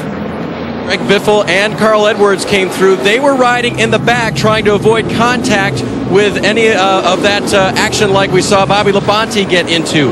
So they rolled through all the debris. Carl Edwards' team had 5-lap scuffs to put on the car only. Not sure what Biffle's team had to put on, but they both felt it was better safe than not to pit. I have to agree. There was a lot of debris from that crash down there, and they're fairly far to the back anyway. Don't lose anything by coming in and getting those tires on. The team's getting 6 sets of tires to run this race. This now the 8th caution that we've had today. A number of incidents, not all of them crashes. They've had several debris cautions during the course of the day. Still 13 laps to go. Let's go back and finish that last commercial break as we go NASCAR Nonstop, presented by Gillette.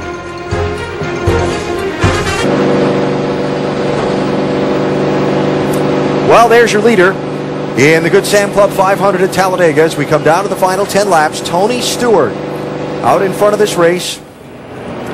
A race that's been very competitive. 70 lead changes now. 26 different drivers have been out in front. A race that's had its share of twists. Some of the championship leaders involved in some incidents and spending some time behind the wall. Speaking specifically of Kevin Harvick and Kyle Busch. Kurt Busch now back in the garage area. And Jimmy Johnson, one of the guys that's run around on the back of the pack all day, got bounced off of a little while ago. And Vince, they're still out there in 25th. What do they think? They've been comfortable running toward the back. Chad, now with 10 to go, how confident are you that you guys have the combination to get to the front? I'm just happy we made it to this point. How's that? So I'm real happy with the way Jimmy and Dale have worked together today. They've done a very good job of being very selfless and, putting each other's guys' needs in front of one another. So it's been a really good day. It's been fun working with the 88. Real happy with the Lowe's Chevrolet, and I think we've got an opportunity to get up there. We're just going to have to see. There's more than likely going to be another accident. Hopefully we're not involved in it. We'll hopefully come out here with a decent finish. The last incident, as we're going to take a look at it here, was there any damage done to the car as you guys went through the debris? No, not really from the debris. We had some contact from the 71 on the right front tire, and it may have bent the toe just a little bit, but it could have been a heck of a lot worse, that's for sure. Thanks, Chad. Dave? Darian Grubb has made very few adjustments on the race car today for Tony Stewart, but you had to make a big adjustment in who your drafting partner was. What's that going to do for you? Better situation? It all just depends. It depends on whether we think we can trust who's pushing us or not, but everybody can tell we got a fast car. We're able to drop it to the front with 2 or 3 different guys, so hopefully we can keep it up there with El Monterey and Office Depot. Did you believe how far you were able to get with the 20 car with its damage? Yeah, 20's a good pusher, and we wish we could have kept him, but we're going to look for the best guy out there right now. They went shopping for Paul Menard, and those guys said yes. So, Alan, that's the matchup for the end for the 14 car. Yeah, the racing version of let's make a deal. Let's make a drafting deal. So, 1 to go. And Tony Stewart, as the leader, has chosen the outside lane. Remember that race, the Daytona 500, where David Reagan, in a hurry to get down in front of his drafting partner, Trevor Bayne, didn't wait until he crossed the start-finish line before changing lanes and was penalized by NASCAR. Before Stewart pulls over in front of Menard, he's got to wait until they're across the start-finish line.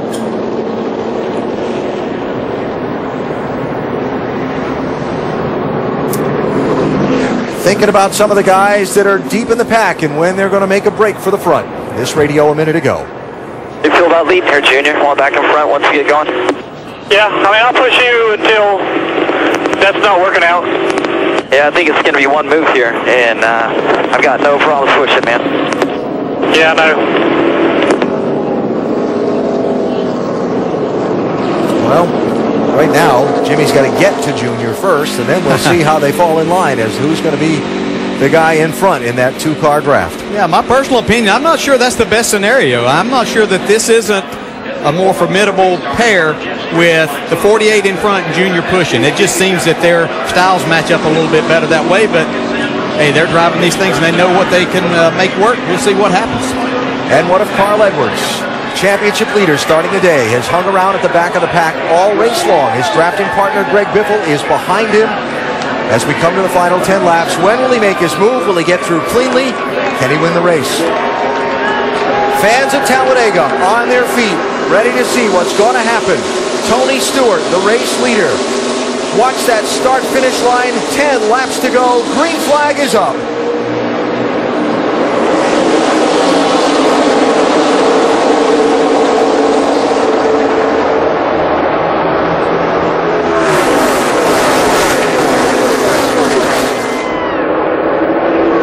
Jam up in traffic in turn 2. Look out.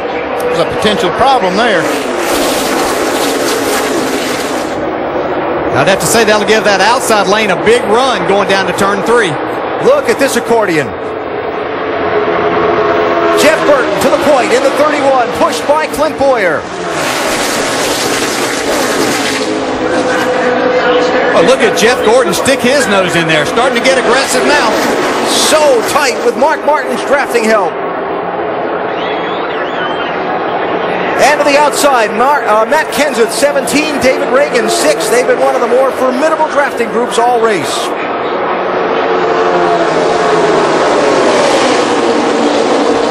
When's the right time? Oh, it's time to go now. Yeah, I wouldn't be backing out and saving anything at this point in time.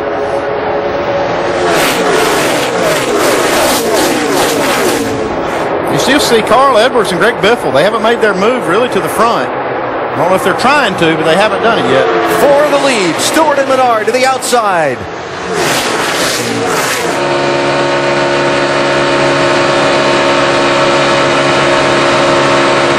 Trying to come from further back here. They're going to have to understand that these guys are going to stay tucked up. They're not going to breathe these things now. These are going to be the fastest speeds that they've run all day right here.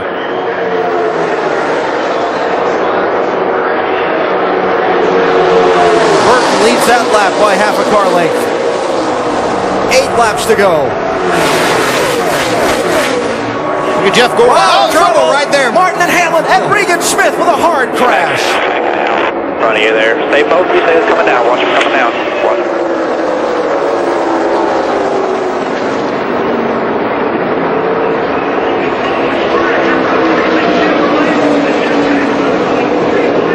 Caution is out, as you see.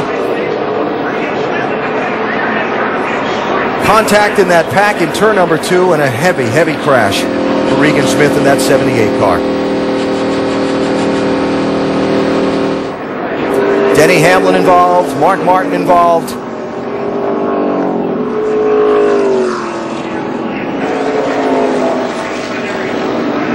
And the safety workers there at Regan Smith's car. He had dropped the window net before the safety workers came up. His indication to them that he was okay.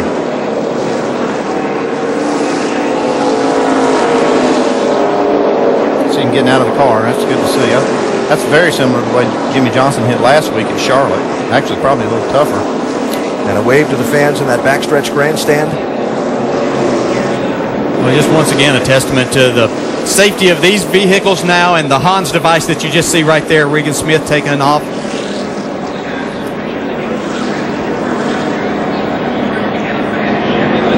We just hate all day long. You run, you do the right things, you got yourself in a position, and then with less than 10 laps to go, all those hopes and dreams taken away from you. See what happened here.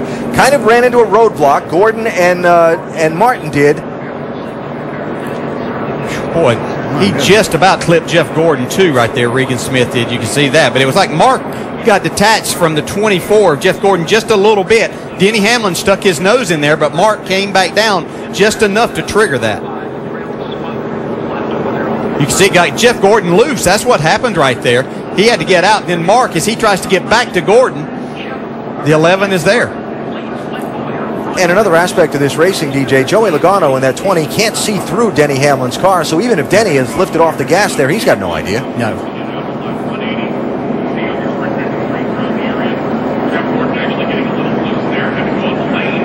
Wow, well, just look how close. I mean, he just skimmed the back bumper of Jeff Gordon's car. Marcus Ambrose coming by, gets a little bit of damage.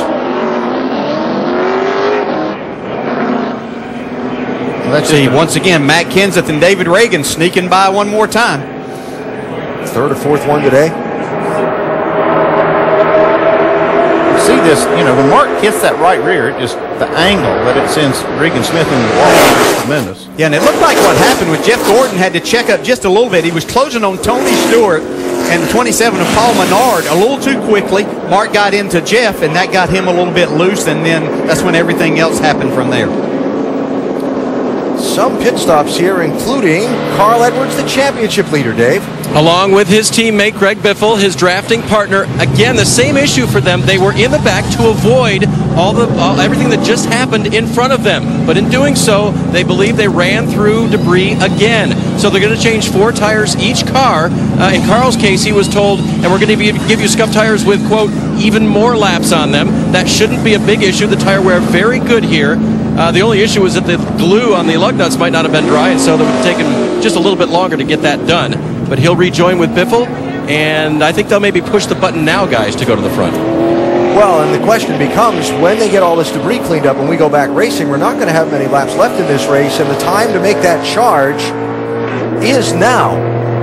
Is there an open lane to make that charge through, and what can they get out of it? Well, that's the position they put themselves in now, is to be able to do that. That's going to be the key factor, is will they have anywhere to go as they try to make this charge? Haven't been with us all day. Carl Edwards has ridden around in the back of the pack all day as the championship leader coming in. The closest driver to him in the championship starting the day, Kevin Harvick, was involved in an incident back at lap 104, just past halfway in the race. He spent a little bit of time in the garage. Harvick is back in the race, but is 9 laps down in 34th place. So Carl standing to gain a chunk of ground in the championship on Harvick if he can get through these final laps cleanly.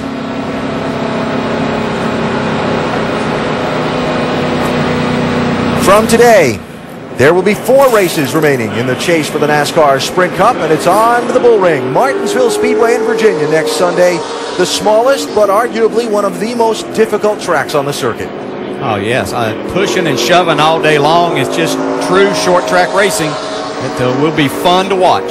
Then the fast Texas track, the unknowns at Phoenix with the new paving and configuration there, and the season finale where the champion will be crowned at Homestead Miami Speedway. Join us at the track for these final 4 races. So Jeff Gordon, Doc, saw Mark Martin's car damaged in that last incident. And they've been politicking for a drafting partner. Here's what's going on down here with the 24 car. They thought about the 14 there, which is, of course, Tony Stewart, but he's another chaser, so they really wouldn't be able to help each other. And they thought about the 13 right beside him, their Casey Mears car. But they don't have the 13 radio in the Gordon radio, so they can't hear each other. So then they went to the 21 car of Trevor Bayne and said, we need some help. And said, here's the deal, okay? You want to be able to keep the speed, you push us. So the deal was the 24 pushes the 21. Interesting. Very interesting. You know, those two worked really well together in Daytona. Yeah, but I knew from earlier orders in the week that it wasn't going to be the 21 pushing the 24. That wasn't going to happen. Stories going around the garage that Ford told its teams that they should work with Fords in this race and help particularly the Ford cars competing for the championship. The story going around, but then you get in the last laps of the race, and you know you're the one who's been behind the wheel of these things, DJ. Those kind of, well, I'll call it politics. Yeah, you'd like to think that all of that kind of goes out the window. You sat out there and got yourself in a position. You know that things are going to happen throughout the day. So let's team up with who can give us the best opportunity to win now or get a good finish out of this. So why not take the best partner you can possibly find? That's the way it's always been down here. You know, it's everybody politics to run with a certain group. And sometimes it's not manufacturer working with manufacturer. Sometimes the best partner you can find has a different emblem on the hood. So they're going to get the 1-to-go signal when they come to the start-finish line this time. Make mention that we do hope to get a word with both Bobby Labonte and Regan Smith involved in those last couple of incidents. As yet have been unable to, but we do hope to be able to do that before we leave the air. See them making some repairs to the safer barrier over in turn number 2, where Smith hit a moment ago, replacing those foam pylons that absorb so much of the impact where the race cars hit. Yeah, they collapsed just a little bit and did their job. Now they'll put some new ones in there. And the field getting the signal in one more lap. We go back racing. So that's 4, so we're going to get the green flag with 3 laps to go in this race. 28 cars on the lead lap, and Jeff Burton, who hasn't won a race since October 2008, out in front. Clint, when we got that big lead that time, it would it take them 3 laps to get back to us? Yeah, we just got to be efficient as hell, getting hooked up, and we'll be good. I mean, is there any teammates behind us, Brett, that are going to be nose to tail? 14 and 27 and Red Bull, both of them will be nose to tail. I think you got to do what you did there. I think you got to let Jeff start on the bottom and do like just what we just did, because we got hooked up, kept our momentum up. For whatever reason, our high side's been good through 1 and 2 all day. Well, as you can hear from that conversation between Jeff Burton and Clint Boyer, how quickly they're able to get nose to tail in the draft. without violating that start-finish line rule is going to be key to this. Half a lap on the restart. Let's go to Jamie Little. And Bobby Labonte has been checked and released. A spin, and then you were drilled by the 22. I see your shoe is off. Is that the main area that's hurting right now? Yeah, it was hurting a little bit there for a while. I don't get a picture of my feet. It's terrible. But, yeah, and then fortunately the helicopter went for me. Unfortunately, it was for a fan, so that was good. But good for me anyway. But, yeah, just, you know, it's just a product of it sometimes when you get late in the race and pushing real hard like that. So got turned around and, you know, I couldn't hold on to it at that point in time. So that was not what we wanted to see. All right, bad day for Bobby Labonte, but good news looking forward. He did sign a deal. He will be back in the 47 with Todd Barrier as his crew chief, and he referenced a fan being airlifted. It was for a medical concern, we were told by NASCAR. Alan? Jamie, thanks. Good to see Bobby's okay. Down to the final 3 laps at Talladega. Carl Edwards, the championship leader, is in 23rd position for this restart. Earnhardt Jr., 16th. Jimmy Johnson, 19th. Jeff Gordon, 8th. Up front, Burton and Boyer with Vickers and Kane, Stewart and Menard getting set to go. They have waved off the restart because they still have some cleanup trucks on the racetrack, so that gives us an opportunity to check with Vince. Well, Jeff Burton, as you said, Alan, is in front, except the man he's been working with, Clint Boyer, is beside him to restart. Luke, what's the strategy here to get you guys teamed up again for this green-white checkered? Well, the main thing is we just got to be careful here, not make any wrong move before we get to the line. They've got a plan for how they're going to line up, so get a good smooth restart here and get lined up. We'll be good. Now, I know you're inexperienced, quote-unquote, in this position. How helpless do you feel right now knowing that it's just been in the driver's hands all day long? Yeah, I mean, it's a little bit of a helpless feeling, but we've got 2 really good guys out there working together. They've done an excellent job all day, so it's a good feeling. Well, they sure have. They've done a great job, Alan. Vince, thanks. Would be a big win for that young man. Be a big win for Jeff Burton if they can find a way to make it happen. Now, we heard from Doc earlier about Jeff Gordon and Trevor Bayne. Got Chapter 2 on this, Doc? Well, sort of. You know, the soap opera continues here. Remember Daytona back in February when Trevor Bayne was just trying to learn how to draft? During the qualifying race, Jeff Gordon said, stay with me, you push me, I'll show you how to do it and what we do. Well, Trevor Bayne remembered what Jeff Gordon has done for him. So now the 21 car is going to push the 24. And I think DJ said whoever the 21 pushes is going to win this race. Well, Jeff Gordon's in pretty good shape. Yeah, I have to give that credit. Thank you, Doc, but that's Andy. I will say that Andy has said that all week long, that whoever Trevor Bayne, and I'm glad to see them work this out because Jeff Gordon did help Trevor Bayne a lot, and he won the Daytona 500. They're lined up together, so let's hope that it works out for them. Jamie? And Regan Smith just checked and released. How you feeling? That was a big hit, Regan. Yeah, that definitely wasn't a fun hit, but you know, it's what we do at the restrictor plate tracks, and unfortunately you get caught up in other people's messes. I don't know what happened. I just know I turned right in a hurry with the Furniture O car. Is what it is. I was hoping we were gonna have a good day. My partner Kurt Busch got wrecked earlier, and wasn't his fault either, but that's how it goes. Hats off to Safety Innovation. We're going back green. Alan? Jamie, thanks. Here they come for the final couple of laps at Talladega. Green flag is in the air. See how quickly 31 and 33 get hooked up after that line. Tony Stewart and Paul Menard not quite together in that outside lane. Look at Gordon and Trevor Bayne up through the middle. Well, Jeff Gordon was on the gas, ready to go. Matt Kenseth has been separated from David Reagan. I think Matt's wanting to be able to help the 21 maybe right now. Leave Jeff Gordon hung out right here. There it is. Goodbye 24. And the 56 and 00. Truex and Ruderman. Mentioned them earlier to keep an eye on them. Wow, what a lead that Jeff Burton and Clint Boyer have made right here. It'll be tough to run them down. Jeff Gordon just a roadblock right there. What happened to Stewart and Menard on that restart? Michael Waltrip looking for a partner. White flag, down to the final lap. Can anybody run up and catch Burton and Boyer? They've got some ground to make up if they're going to do it. Shuffling around in this pack. 8 of the last 12 races here have been decided on the last lap. Dave Blaney first to break from the traffic with Brad Keselowski. Here come Brian Vickers and Casey Kane. Whole knot of cars behind him. but Jeff Burton is a half a lap from victory. This far clear of the pack. Does Boyer pull out and try and win?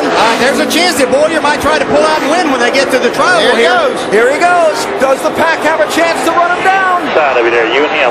No pressure. Side by side in contact. The pack is not going to catch him. They bounce still got off a again. Clint Boyer gets the win. I don't know who won that. Good job, Clint.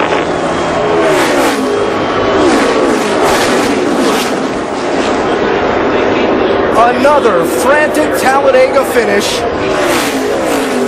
We heard the radio conversation between Burton and Boyer about how quickly they needed to get together to hold off the competition. They did it, others around them faltered, and then they raced for it between themselves. That's exactly why Clint Boyer wanted to get Jeff Burton out there so they could get far enough that he might could make a move to have a chance to win this race. That was passing at his perfection there. Victory. Good job, guys. Good job. That Dave Blaney coming home third in that Tommy Baldwin car. Yep. Blaney with third. Stewart wound up 7th. Edwards 11th. Jimmy Johnson and Dale Jr. 26th and 25th. Michael Walker gets a top 10 finish. Yep. And Clint Boyer leaving this team at season's end. And a lot of the people working on this car, I'm sure, are wondering where it's all going. And they're in victory lane at Talladega.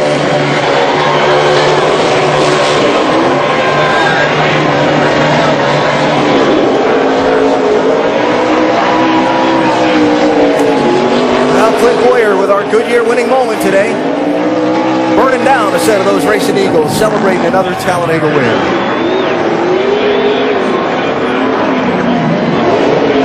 Tremendous effort by this team today, Jamie. Shane Wilson, the crew chief, I talked to him this morning about things coming to an end in 4 more races. You said, we have no pressure. We could just go out and win. How sweet is this victory? It's really good. I mean, this deal, we've worked hard, and we've been close here and there, and missed a chase this year. But this group is a good group, and it's just a shame it's going to the end, but it's the way it is. And just proud of everybody today. Everybody at RCR, ECR had really good cars today, and just glad. What can you say about that 31 team and Jeff Burton? Those two never lost each other. No, we were good all day. Those guys did a great job. Did the tandem deal very good. Track position was worth a little bit, especially at the end, and I think it made us better for the end running up there all day. 2 years in a row, they're victorious. Clint Boyer back in victory lane, Vince. Well, the best finish of the season for Jeff Burton, second, but I know that's not what you wanted. So close. Take us to the finish there, how to unfold it. Well, I mean, it was, that's plate racing. I mean, we put ourselves in position to win the race, and Clint did a great job. I thought he made his move a little too early, and as it turned out, he did perfect. So, we had a great day, and part of it wants to cry, part of it wants to cheer. Anytime you leave here and you can, cars in one piece, you should be happy. But to come that close after the year we've had is pretty disheartening. What kind of encouragement does it give you, though? Well, it's been a hard year. I mean, it really has, and I'm proud of everybody though for keeping their heads up, and everybody's continued to fight, and proud of Caterpillar and Chevrolet and SKF and everybody on this car. All these people on this car have been very committed to us, even though we've had a bad year, and I really appreciate that. A pro's pro, Jeff Burton, second today, Alan. Vince, thanks. And so the championship standings at the conclusion of today's race, after the troubles earlier in the race for people like Kevin Harvick and Kyle Busch, after Carl Edwards only ran through to 11th at the finish, pointing at the flat tire there on the 33. Yeah. Burned it down in the burnout. And so here is what your championship picture looks like as we head on to Martinsville and the final 4 races. And Brad Keselowski still solidly in this. Matt Kenseth, 14 positions on the racetrack behind Carl Edwards. Edwards ran around about 30th most of the day. He wound up finishing in the 11th spot, Doc. He did. He hung in the back for a good bit of the day. And Carl, when it was over, an 11th place finish and the biggest lead in the chase thus far. Describe your day for us. First of all, I gotta say Greg Biffle is amazing. He is just an unbelievable driver and best teammate a guy could hope for. Got to thank Subway for being on board. It's a big month. It's any Tober. Any $5, any footlong, regular footlong is $5. And Aflac, Ford, Kellogg, Scott's, all the fans in Sprint. But this race is insane, you know. And that last dash to the finish, Greg and I had laid back, and we thought we'd, we wanted to get a forward to victory lane, but we just thought we'd do the best by being out of the wrecks. And man, he just does an unbelievable job. The communication was unreal. I just hope we can work together at these races from now on. Carl Edwards and Greg Biffle, great teamwork, and the lead now 14 points. Alan?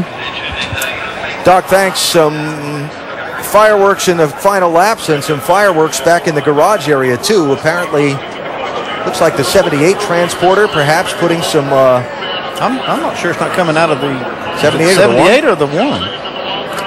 Either way, safety officials on the scene back there in the garage area containing the situation. We're told it is the 78. Looks like the actual, see the tractor, the paint on the actual truck itself. Get a follow-up report on that. Talk about making a bad finish to a race even worse for that 78 team. The hard crash late in the going today. No hard luck for Clint Boyer.